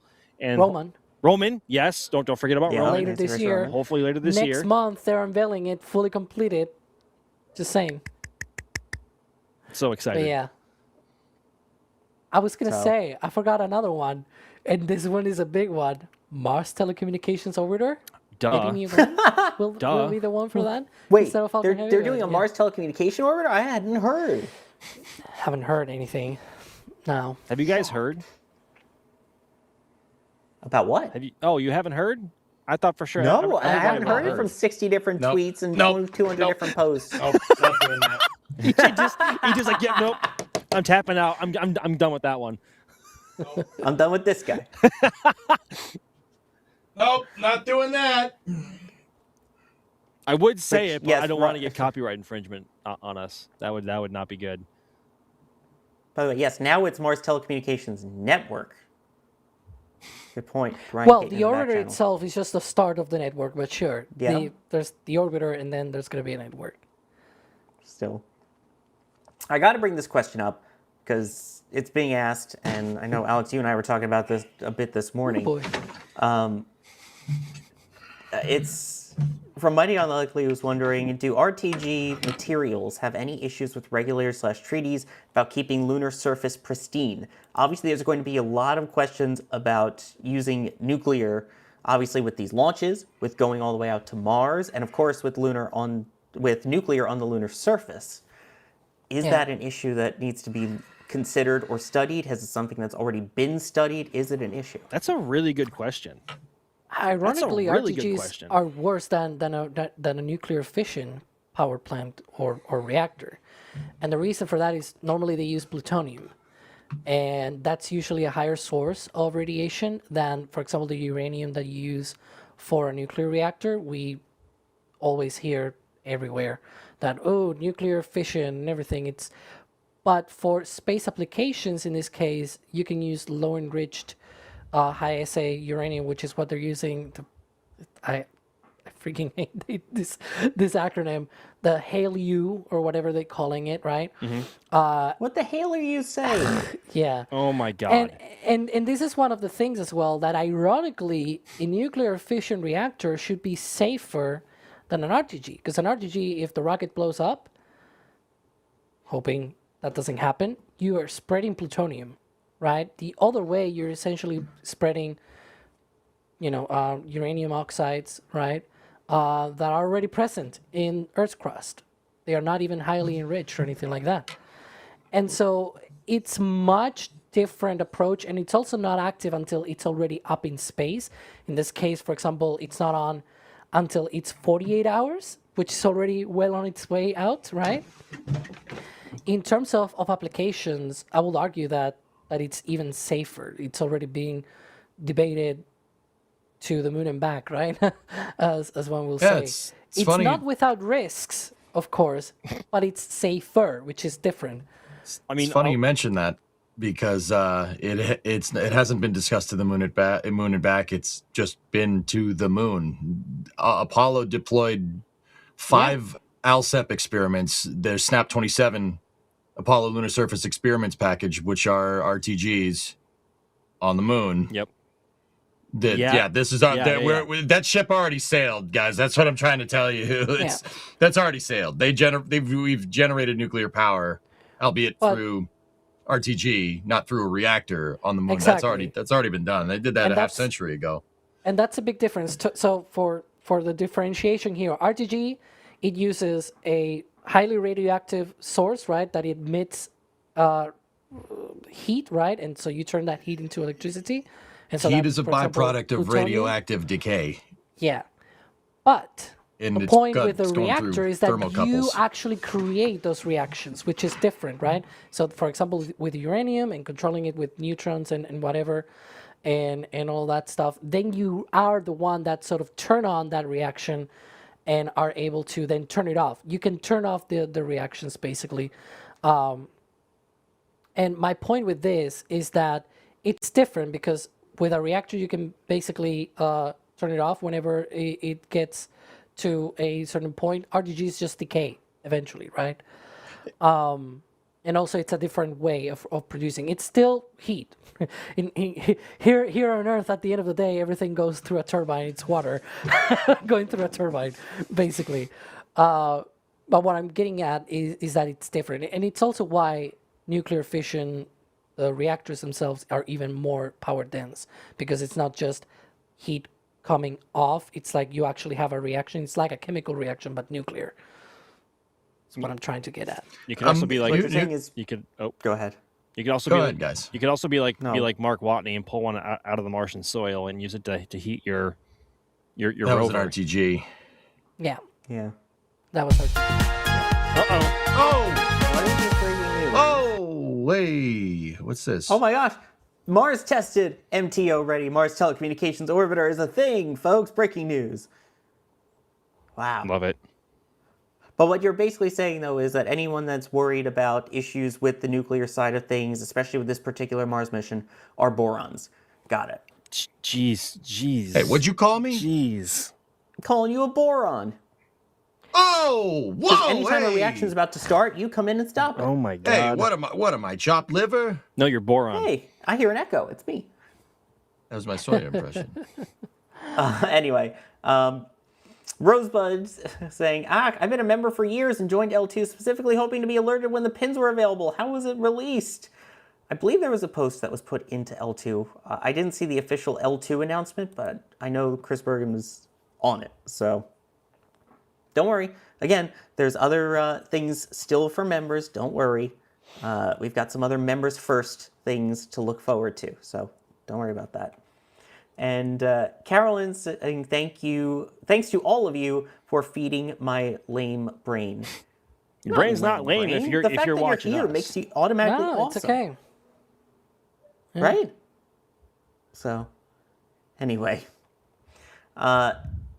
we were talking about, all the different science missions and everything like that. Of course, science is also on the menu. We had the Science Mission Directorate talk about that future, which is surprisingly more promising, right, EJ? Yeah. Oh, yeah.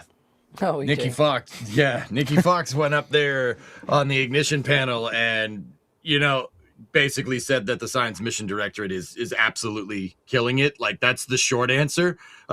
Long answer is that they got James Webb on tap, ready to go, getting new pictures. They got the Nancy Grace Roman Space Telescope ready to go. It's actually it's doing final assembly and checkout.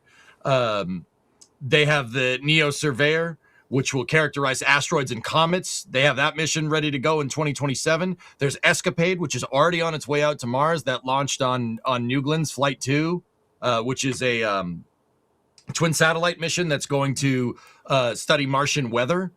They have Dragonfly, which we were just talking about with Falcon Heavy. That's scheduled to go out in 2028. That is it's what happens if you took a drone, like, 4 helicopter. Well, it's actually 8-bladed helicopter and a Perseverance rover, and you combine them into one and then sent it to Titan, which is that's pretty cool. That's pretty cool. They're going to sky crane it out, and instead of the sky crane dropping it like on the ground, it's just going to let it go, and then it'll just turn on and fly away. Yeah, that's pretty neat. How neat is that? Tell it's a Dragonfly because of the way it is. We also, as Alex was just saying, we got Rosalind Franklin, which is going to Mars in 2028. And that is NASA contributed the Mars Organic Molecule Analyzer. Sorry, I had to get the acronym. That's what it is. It's MOMA, which is an instrument which shows more European cooperation there, which is what we want. We want more international partners involved, go further in space. That's really good. And then NASA is working on also formulating the Da Vinci mission, which is a 21st. The first in the 21st century set to explore the Venusian atmosphere. It's going to Venus. It's going to aerobrake Venus, which is, anybody that knows a little bit about that, if there's any RSSRO players out there, that's not an easy thing to do, to say the least. That's not an easy thing to do. There's also, and I actually didn't put this in the doc, but there is also, this was in the press conference that happened a little later on Tuesday from the Ignition press conference. There are plans to boost the SWIFT observatory. The SWIFT observatory satellite. Catalyst Space is boosting one of NASA's telescopes, which is the SWIFT telescope. And Nikki Fox actually confirmed that if that works, it could possibly lead to a Hubble reboost, which is... Mm-hmm. That's pretty neat. I like that. Long story short, the Science Mission Directorate is killing it. Like, there's all this thing like, oh, what are we going to do with the Moonbase? What are we going to do with Gateway? Like, I don't know if this is going to work. Meanwhile, the science mission people are over here just like, yeah, we're doing cool stuff. Like, we've been just doing cool stuff this whole time. Like, we're over here. We sciencing though. It's pretty awesome. Like, I'll be honest, guys. I put this whole thing in here because I just wanted to tell everybody that the science missions are amazing and they're really, really, really awesome. You know what? EJ? I don't really have any questions. Like, this is not supposed to be like a topic of debate. Like, I just wanted to put this in here that just give them a shout out that they're killing it right now. I think I'm sorry. I think like the biggest comparison I can make to Nikki Fox right now is her being sort of like the modern day Kelly Johnson in the fact that she's delivering on time and under budget. Yeah, they're absolutely wrecking face right now. Yeah, I mean, they are. James Webb I gotta find it in the PowerPoint. They had some new pictures from James Webb showing. Oh my God, dude, the Saturn picture. Dog. It's so good. I gotta find it. Kevin, I didn't put this in there on purpose. Don't kill me. I'll find the picture. It's He'll around. Just turn you into a moon. Not that I would know. Yeah, here it is. It's slide 33. Dude, they actually released a side-by-side with Hubble, because they also did a sister image, if you will, also with Hubble. That is so good. It is, dude, it's a picture of Saturn and the entire Saturn system, which is just... I'm just looking at it in the back channel. If you go to the now, link that I left you in the back channel, Kevin, it's got a lot more detailed views, if you want to use that. but I'm not gonna bother you with It's that so right good. now. Yeah. What do you mean, Kevin? Yeah, so much for all Kevin this loves time put in the backseat doc to producing. get you the stuff ahead of time. But anyway, There it is. Oh, guys, that isn't a at render. That's a that. real picture. Dude. Oh, that is Look so at that's so that. cool. We should go there. We should go there. I've decided we should go there. That would be pretty sick. farther, Oh my gosh. faster, farther, first, Saturn. You know Harder, better, faster. Stop it. Saturn. Stop it. Bad EJ. What? Bad. I changed the song. I changed the lyrics. It's fine. Yeah. You know what, though? I this is kind of a hot take. Maybe not. I don't know. This might be my favorite image of Saturn, even ahead of the photo of its pole in the hexagon. That might be my new favorite photo of Saturn by far. Dude, look at the Yeah, that's the- look at the difference. Scroll down a little, and you'll see Dude, you gotta be more kidding clear. me. But yeah, I mean, you're also talking telescopes that are kind of built for different wavelengths, but Look at still. True, and also, built- Elizabeth Hopner, you're awesome. Yes, Love you. yes, Dude, look at the oh man. Because, yeah, again, it's worth noting the Saturn one is in infrared from Webb, and Hubble's is visible light. So just Yep. keep that in mind. Yep. you can also see the different perspectives because it's only like what 4 months difference, right? Hang on, let me do the math. 3 months. Yeah, you can August see its 22nd, phase. November 29th. Its phase is different. Alex, I didn't notice James that. Webb That's is super out there cool. on L2. Hubble is closer to Earth, so you can see a little bit the difference in the angles there. Even though Saturn is quite far away, right? But you can still notice a little bit of the difference there, and that's cool. That's so cool. Oh my gosh, Saturn's a really Yeah. cool planet. I don't know if you guys know, but Saturn's a really cool planet. Dude, you get no argument from me. You know what? Let's- I like it. I'm going to put a ring on it. Yeah, there's more than one ring on it, so that doesn't work. Boom. I'm not going to judge it. It's fine. I will slap you. Almost had to get up and walk away from that Speaking one. of Oh my rings, god. can it be spicy here? Uh-oh. But on the other side of things, You want to be for a moment? spicy? Yeah, yeah. Okay, Muy be caliente. spicy. Go Bring ahead. it. I'm quite sad that when they went about things well beyond this decade, it felt a bit like the give of like, please sir, may I have some more? It's like I just Don't be greedy. the problem is they talked about wanting a Uranus mission, for example, Uranus orbiter, right? And it felt like Don't chat. we don't know. That's why I closed my eyes. Yeah, and don't went go there. for it. Don't do it. You wrecked him, like Futurama.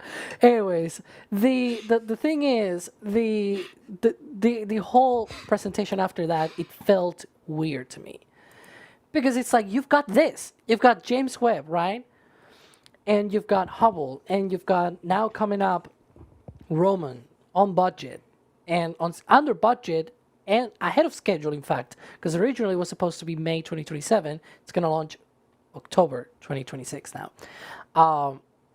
And so it's like, why don't you just try? Why, like, and What- I don't know. It's do you mean? this What do- whole thing of them opening up.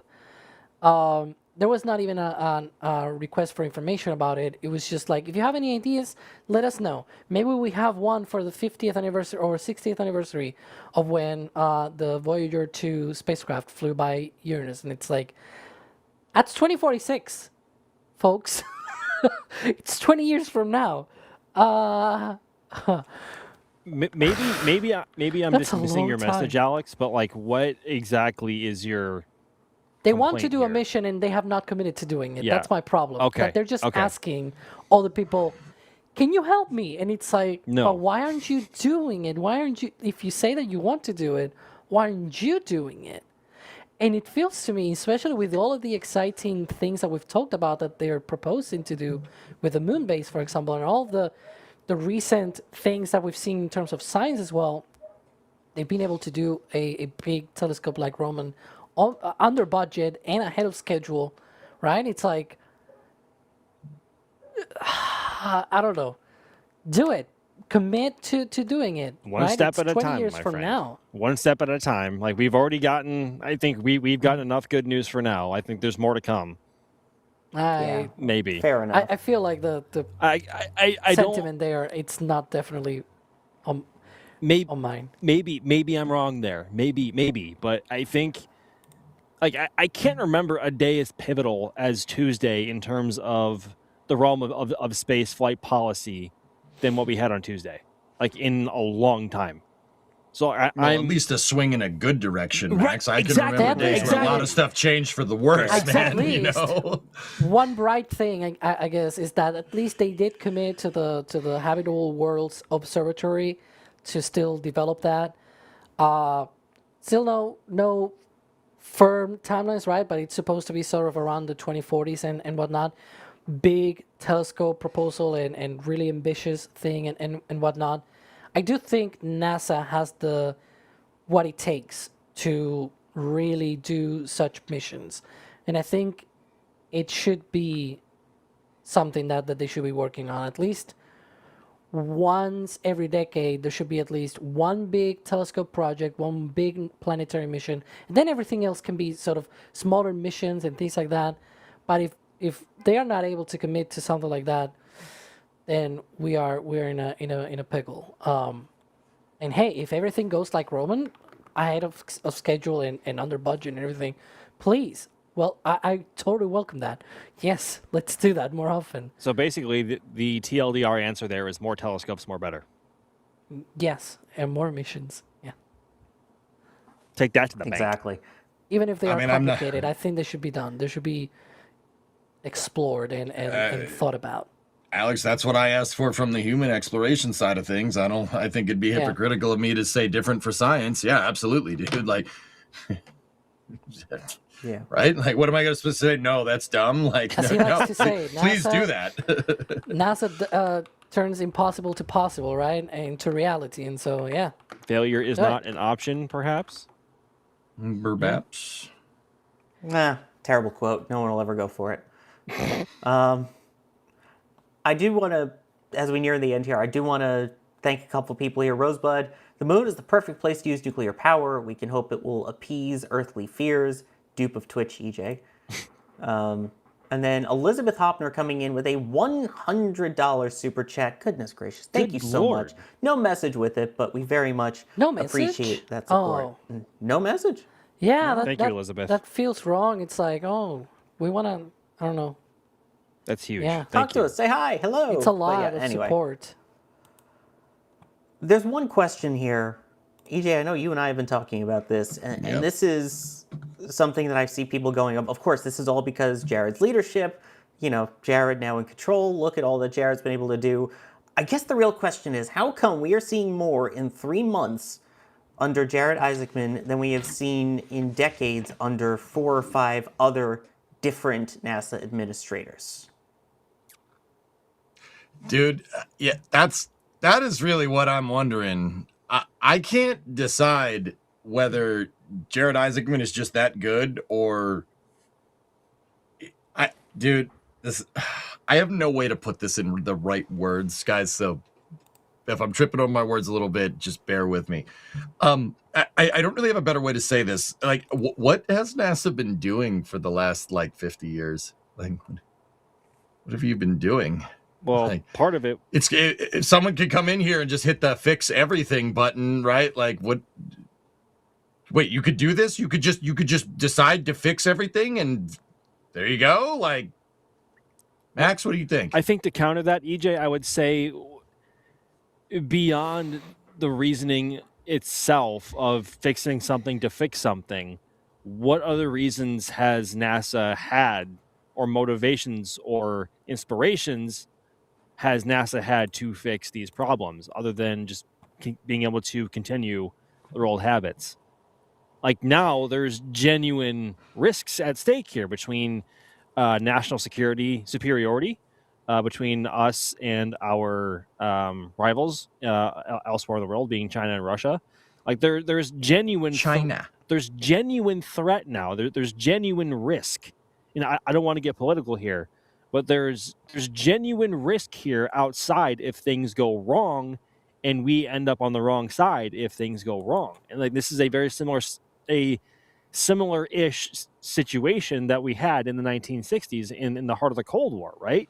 There's genuine, there's real stakes here, and the stakes here aren't like our own pride, and like the stakes here aren't just boots and flags on the moon. Like there's a much longer term presence and risk here on the line, and if we get it wrong, there are very long term consequences potentially of that happening, especially on the moon, and how close a proximity that would be, especially if that does end up or if that does turn into what? I was going to say we have a video about the space race. We do, but I was going to get to that. But if we get it wrong, I mean, the moon is could be the next warfighting frontier, and just based on how countries operate with power in their militaries alone, that weighs motive above basically everything else, right? And anything else that can piggyback off of that is just an upside for everybody. And so if we get the moon wrong, there's a lot that the U.S. could lose out on, right? Like that's what's on the line this time. And we always thought, oh, that's 10, 15, 20 years away. That's sci-fi. No, it's not. Not anymore. It's like 3 to 5 years away. So, and if we get it wrong, again, that could mean bad news for us. So I think that's part of it, but also having the right person in place to make those decisions helps not just the policy, but also the workforce itself to get the things you want done. So I think it's very layered, but I think Jared has stepped into this role very well. And even though he has next to no political experience, if not zero political experience, he's operating on he's performing a masterclass in action right now, and I think that's one of the things I'm most grateful for. That perhaps wasn't the best worded or structured response to your point, EJ. Because it is kind of all over the place and very layered, but that's kind of the whole gist of it, at least in my eyes. Go ahead, Sor. Yeah. Yeah, I want to throw my opinion in here. I mean, here's the thing. He's a businessman first. So I think he's probably coming into a mindset here of, look, in my business, if things aren't working, we trim, we cut, we improve until we get something that is working. This kind of feels like John Taffer coming in on Bar Rescue and saying, these systems aren't working. I'm bringing in my experts. Let's flip it and let's do that, which there was one film to the Space Coast coming out this season. But I think that's kind of the vantage point. And I have to say, of the administrators that have come in, those that have a business mindset have seemed to do the best in recent times in regards to being able to get things done, or at least put things out there that are plausible. As long as they can get the funding or maintain the funding or do this within their current budget, I think this is great. And I think that's kind of laid out the fact finally of here's where we're at budgetary wise. Here's where we're at in terms of what we're willing to do in-house. Here's what we're willing to do outside of house so that we can all combine and get to the same objective. Sure, of course, they're going to say this is about beating China to the moon. And again, that video that we put out Wednesday, spectacularly discussing it, Alicia hosting it with the SLS earrings, by the way. You should go watch that. It's really amazing about it. But I think this all comes down to a mindset of we need to trim the fat, but actually doing it as opposed to just saying we need to do it. Yeah. My opinion. EJ, what's up? I think we've pretty much reached a good stopping point here. Yeah, no. I mean, Breaking news! Don't tell me. Mars telecommunication orbiter? Oh no. They pushed the wrong button. Speciale. Oh my God, Kevin. Yeah, that's the giving us all a jump scare there. Good grief. Por favore, signori. The Italian Space Agency there. Yeah, this is all of the different reactions and everything. This is Tim Crane, CEO of Intuitive Machines. I don't know. Yep, we had the Italian Space Agency, Astrolab. With rovers. Jared Matthews, the CEO of Astrolab. Speaking All the of different- leadership from admin. Astroforge. Hi, Jack. Hi, Jack. You Tom just skip Mueller. that. Skip the How about Astroforge. CEO Yeah, all right, of Tom. Yeah, Impulse there we go. Space. Former SpaceXer. Senator Ted Cruz. Quite important because, Yes. science, commerce, and transportation. Like we were just saying, you kind of need that budget too to do it. Vast. The stations, we were talking about that. Blue Origin. Lunar Permanence. Like everybody came out to say something about this in supporting Leo it. stations Blue as Origin, yeah. well. ULA. Yeah. Those are the things, those are the folks that I was able to, by the way, I put that list of links and everything in the doc myself while we were on the show. So I'm sorry for not preparing it earlier, but it's as quick as I could find. Some basically, different partners and different companies, or in the case of Senator Ted Cruz, guy that signs the checks, if you will, right, to NASA. And so that, I thought it was important that, looking a little bit at the reactions, everybody had more or less a support reaction. I don't think even if you had a bad reaction, you would probably react, if you were a contractor or something like that, you would do something more outspoken or whatnot. To the point that you were talking about, I think the closest thing that comes to this is, oh, hang on, I'm just seeing a tweet by Jared. Squirrel. Squirrel.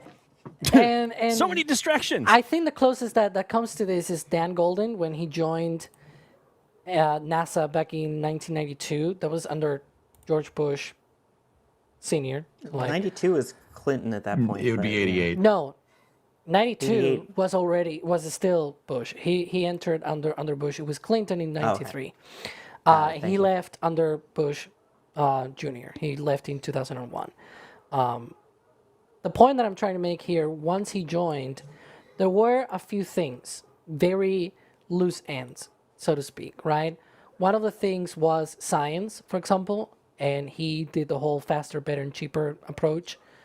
It led to interesting missions and rather successful missions. It also led to James Webb being super expensive at the end of the day. But hey, we all commit, we all have our own failures, I guess. And then he also worked to be able to get shuttle to somewhere. Because shuttle until that year, it was shuttle to nowhere. And then there was the shuttle Mir, ISS, and everything, which had to go through really intense vote in Congress. I feel like this is the closest, where it's like, NASA at that point was a little bit weird, a lot of loose ends, right? We want to make a station, we want to do this, we want to do that, and blah, blah, blah. Failing, science missions and everything, left, right, and center. It was like a mess, by all means.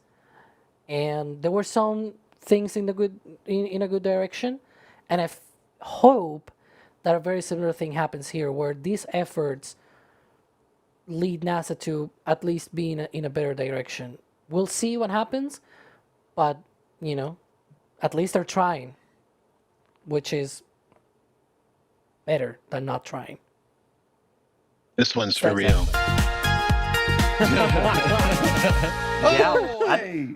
I don't know if Jared has been watching everything that we've been talking about today, because we talked about the whole, what about the private companies that want to go there, as Eric Berger mentioned in an article today. If you are watching, again, Jared, hit me up for that flight in the jets. But here's his response to what we were talking about earlier with the whole, what about going to the ISS and forcing to do that rather than doing their own thing.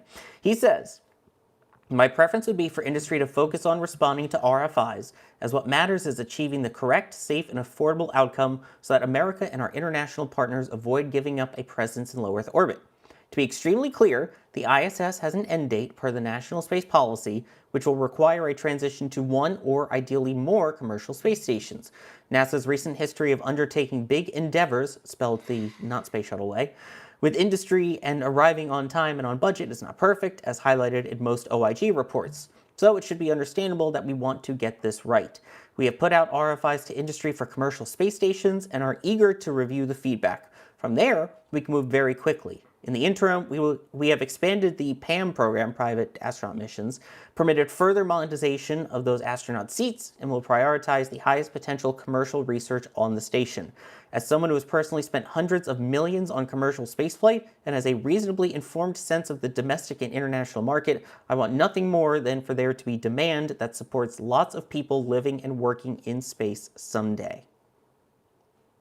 Interesting.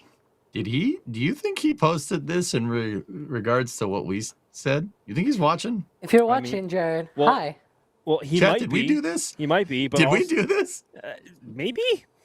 Did we do this? It'd be kind of cool if we did. Yeah. Not gonna lie. Telling you, call.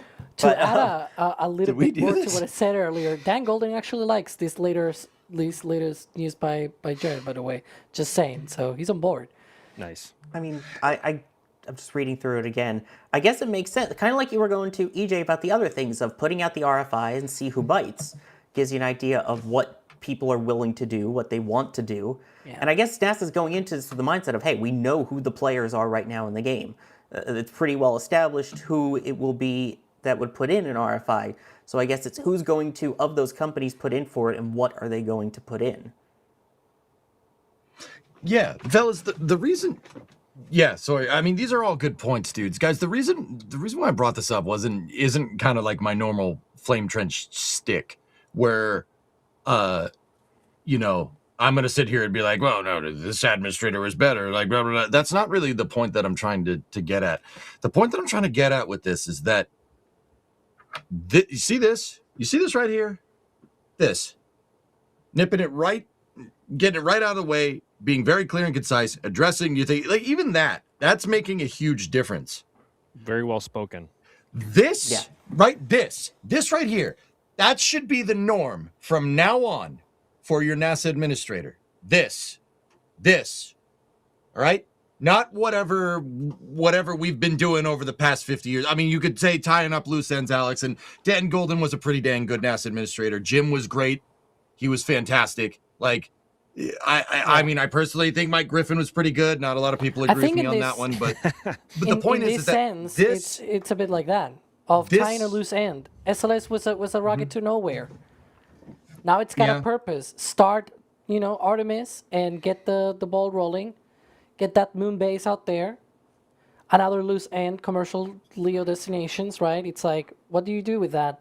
It's clear that there's no market yet for an entire station and not in the timelines, right? The ISS has an end date per the National Space Policy, and they don't want to give up low Earth orbit.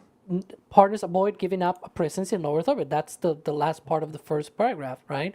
Mm-hmm. What do you do if you see that these folks they are trying their best? It's not like trying to shepherd them or something like that, right? It's like, oh, we gotta do something. And if you're only gonna have one module if X company will have only one module by the end of the decade, and another company will only have one module, barely a station basically, right?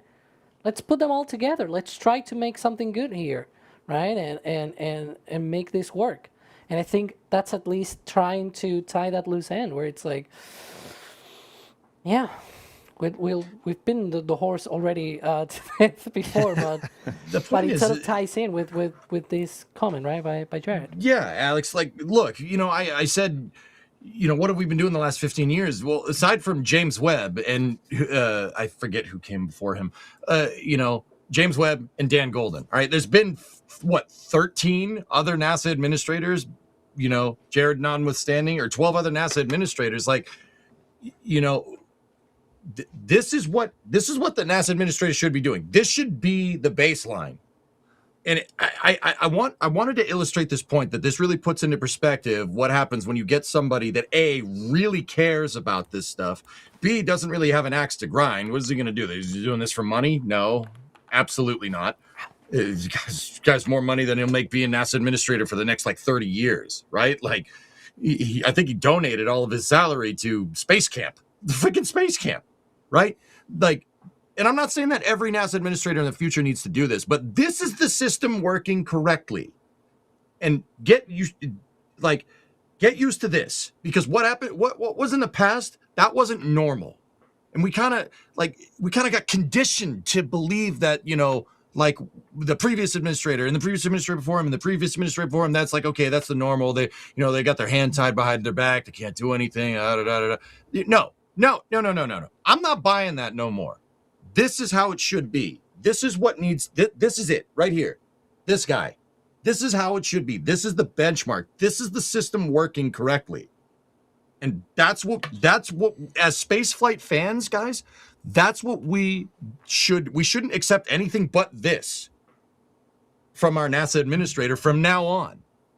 All right? Because anything else is Bush League compared to this. And especially for an agency that really is designed to be operating in the public eye in the best interests of the taxpayers and those I can't say the word, citizen of the US. Like this is how you gain support and you gain confidence from a larger audience and just from the more general population compared to us nerds in this very niche realm of which that is spaceflight.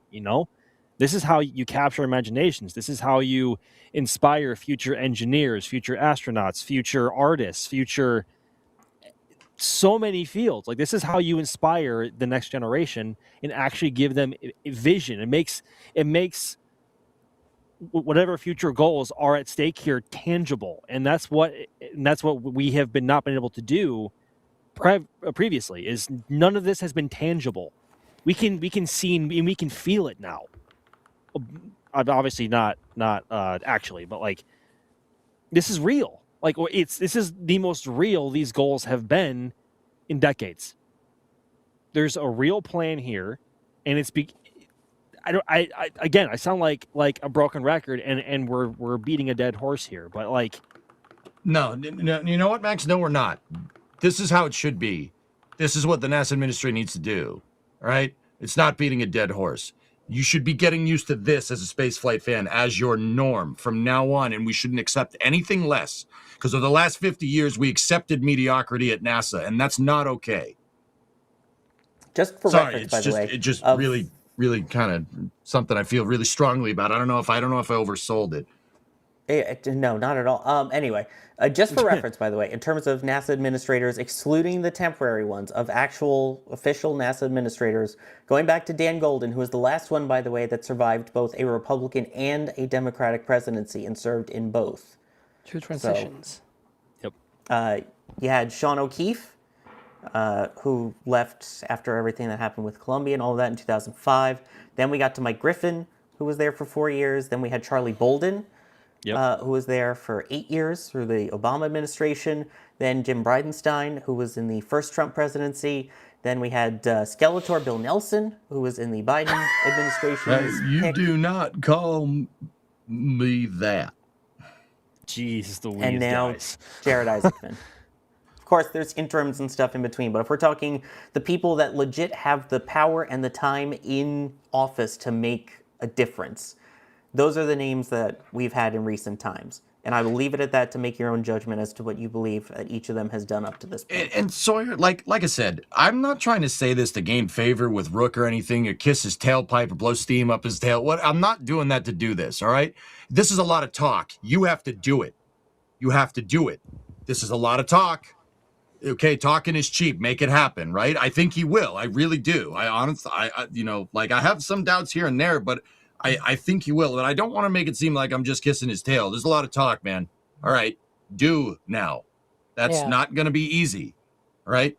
It's one of those things where it's like, I don't remember exactly what's the saying, but it's something along those lines of like, you can talk a lot, but like, we will judge you by what you can do, right? By your actions, right? It's like actions you can say speak whatever. louder than words. Yeah, and so it's that sort of thing where it's like, okay, now you've laid out what you want to do, go ahead, right? And see what happens. And I guess, I don't know, maybe in a few years we'll have to come back to another TFT and maybe we're like, damn, God, he was a horrible administrator, or it's the opposite, or it was like, oh my gosh, that was the best decision ever, etc., etc. Like, this is not how how in the thing, future right? are we going to sound like we're 80?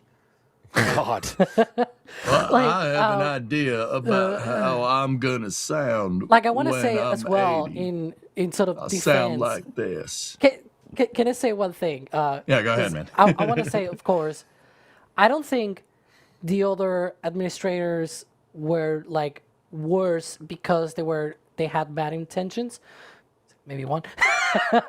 And the point that I'm trying to make here is that you sometimes have more or less leverage depending on the rest of the situations that are happening, right?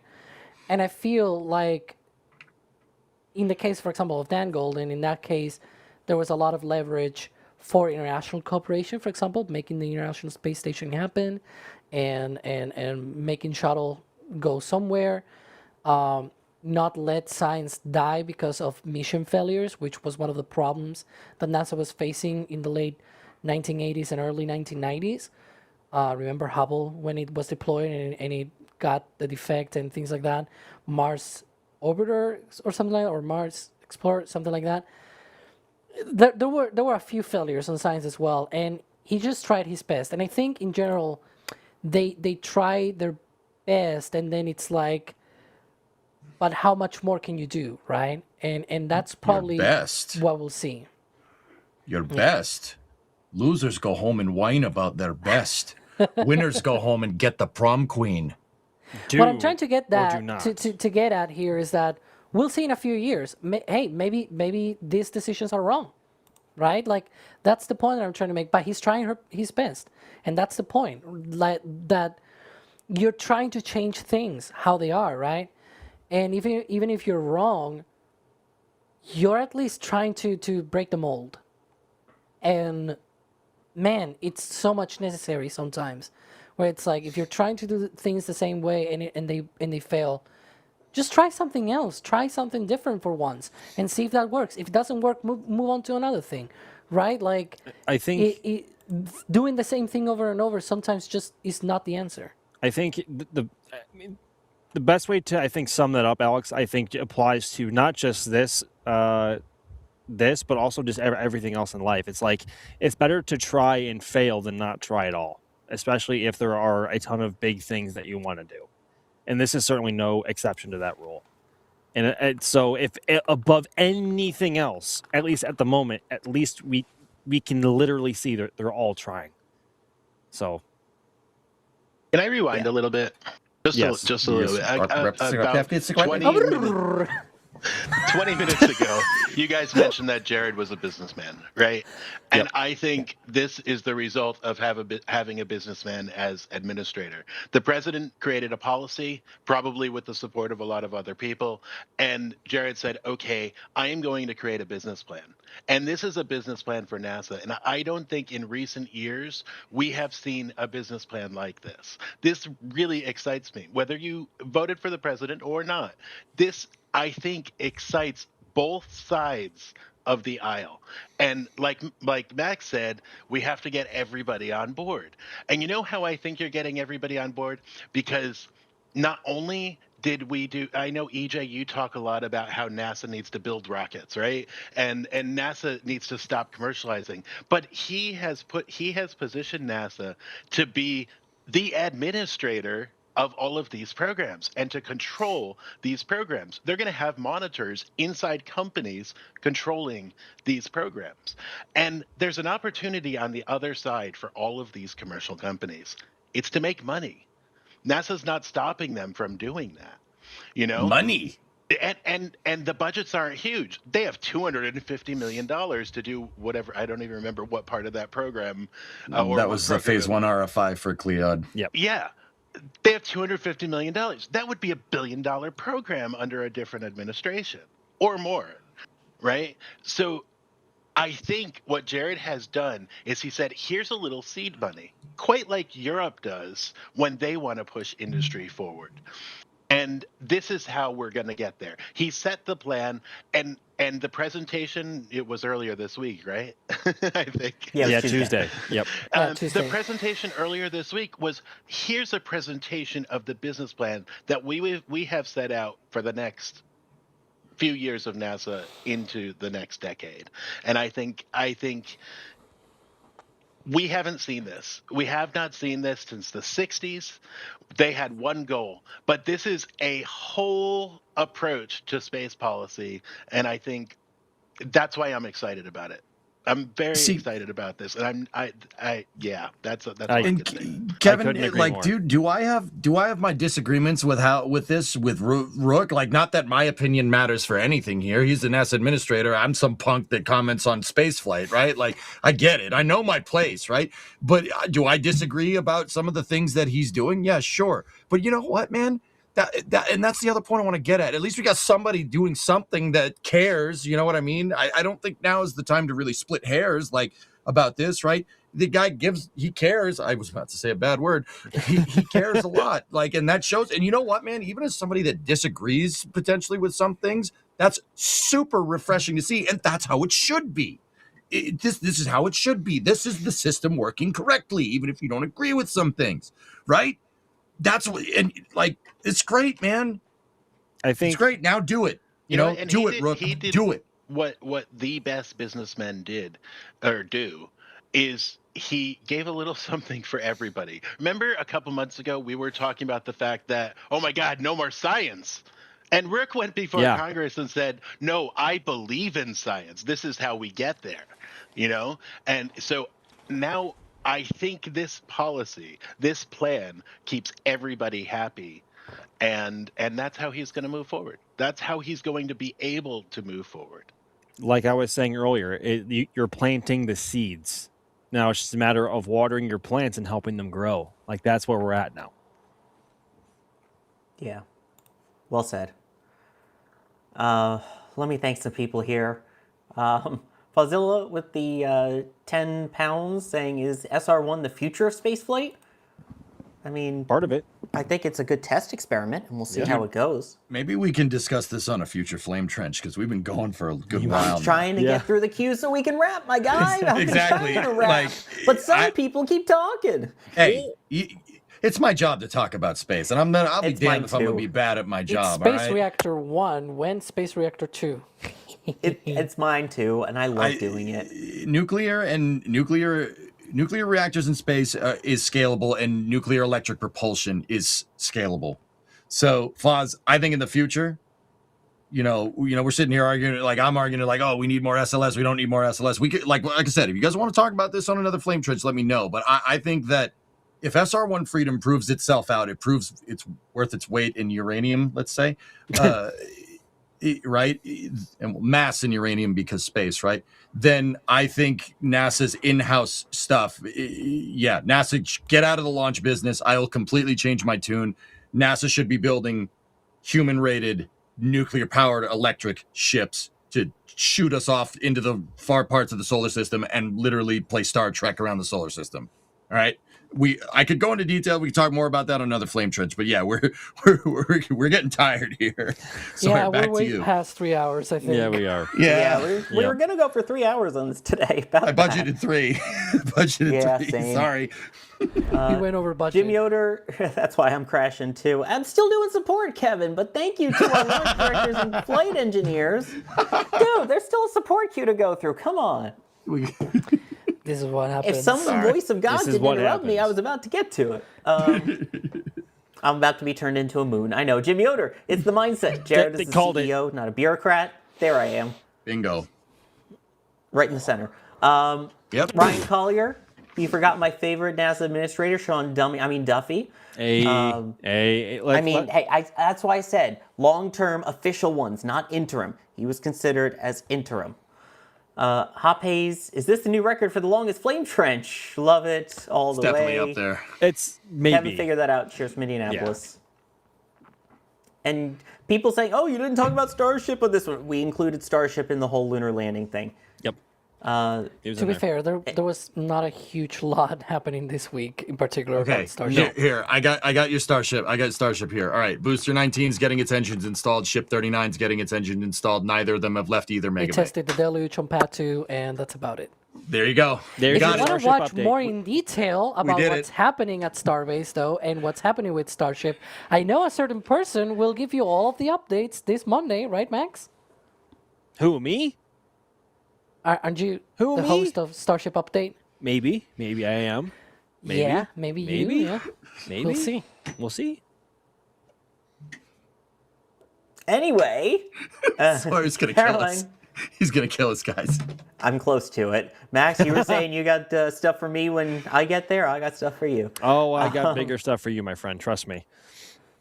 I guess we'll see how this goes. Folks, you're going to have to tune into the Artemis coverage next week to see how bad it really is. If both of us are all bruised up, or if one of us is missing, then you'll know what actually happened. But we have all of our countdown to launches coming up a couple days before to get you up to date on everything you need to know. And then, of course, we actually have the launch itself, where we will do our usual stakeout stream like we do for Starship beforehand.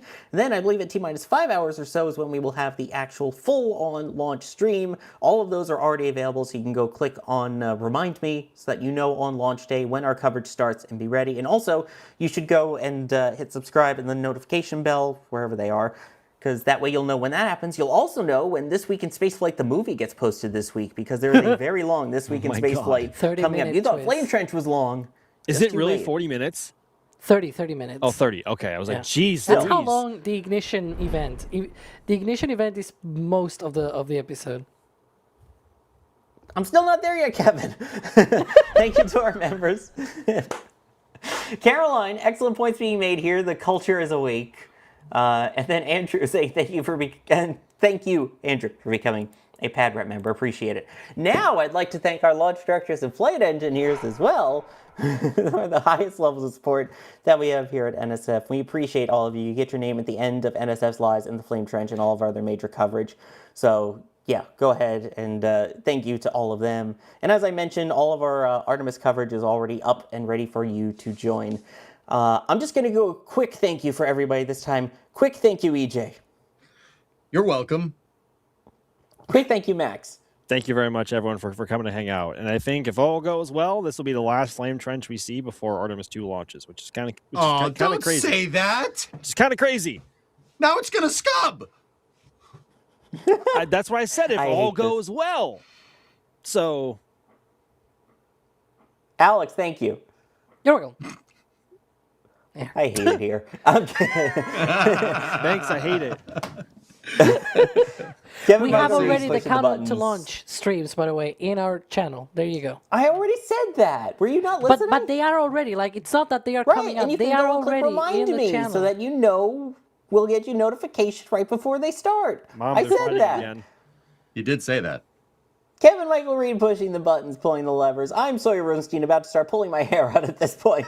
Thank you all for joining us on the Flame Trench. Stick around, of course, coming up later this evening if your notifications are on for This Week in Spaceflight, all the Artemis coverage.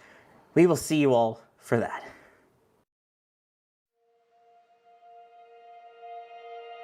And here we go.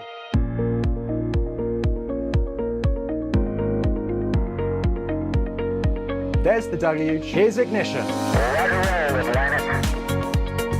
Traveling up. Did it just do a Kerbal? Back to the moon and beyond. Put that in the big bag, you know. Back at home, we all have a lot of work to do, but from here, that sure looks like a perfect world. Propulsion continues to be normal. We did have an observation. Liquidation. 343 unfolds to go. It's orange.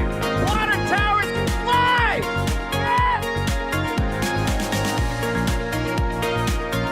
Bingo! Right in the center. Where's Jacqueline? There it is! That was surreal. That's not what we want to see. No! Oh my God. Yikes. You bet. We don't need any more of these.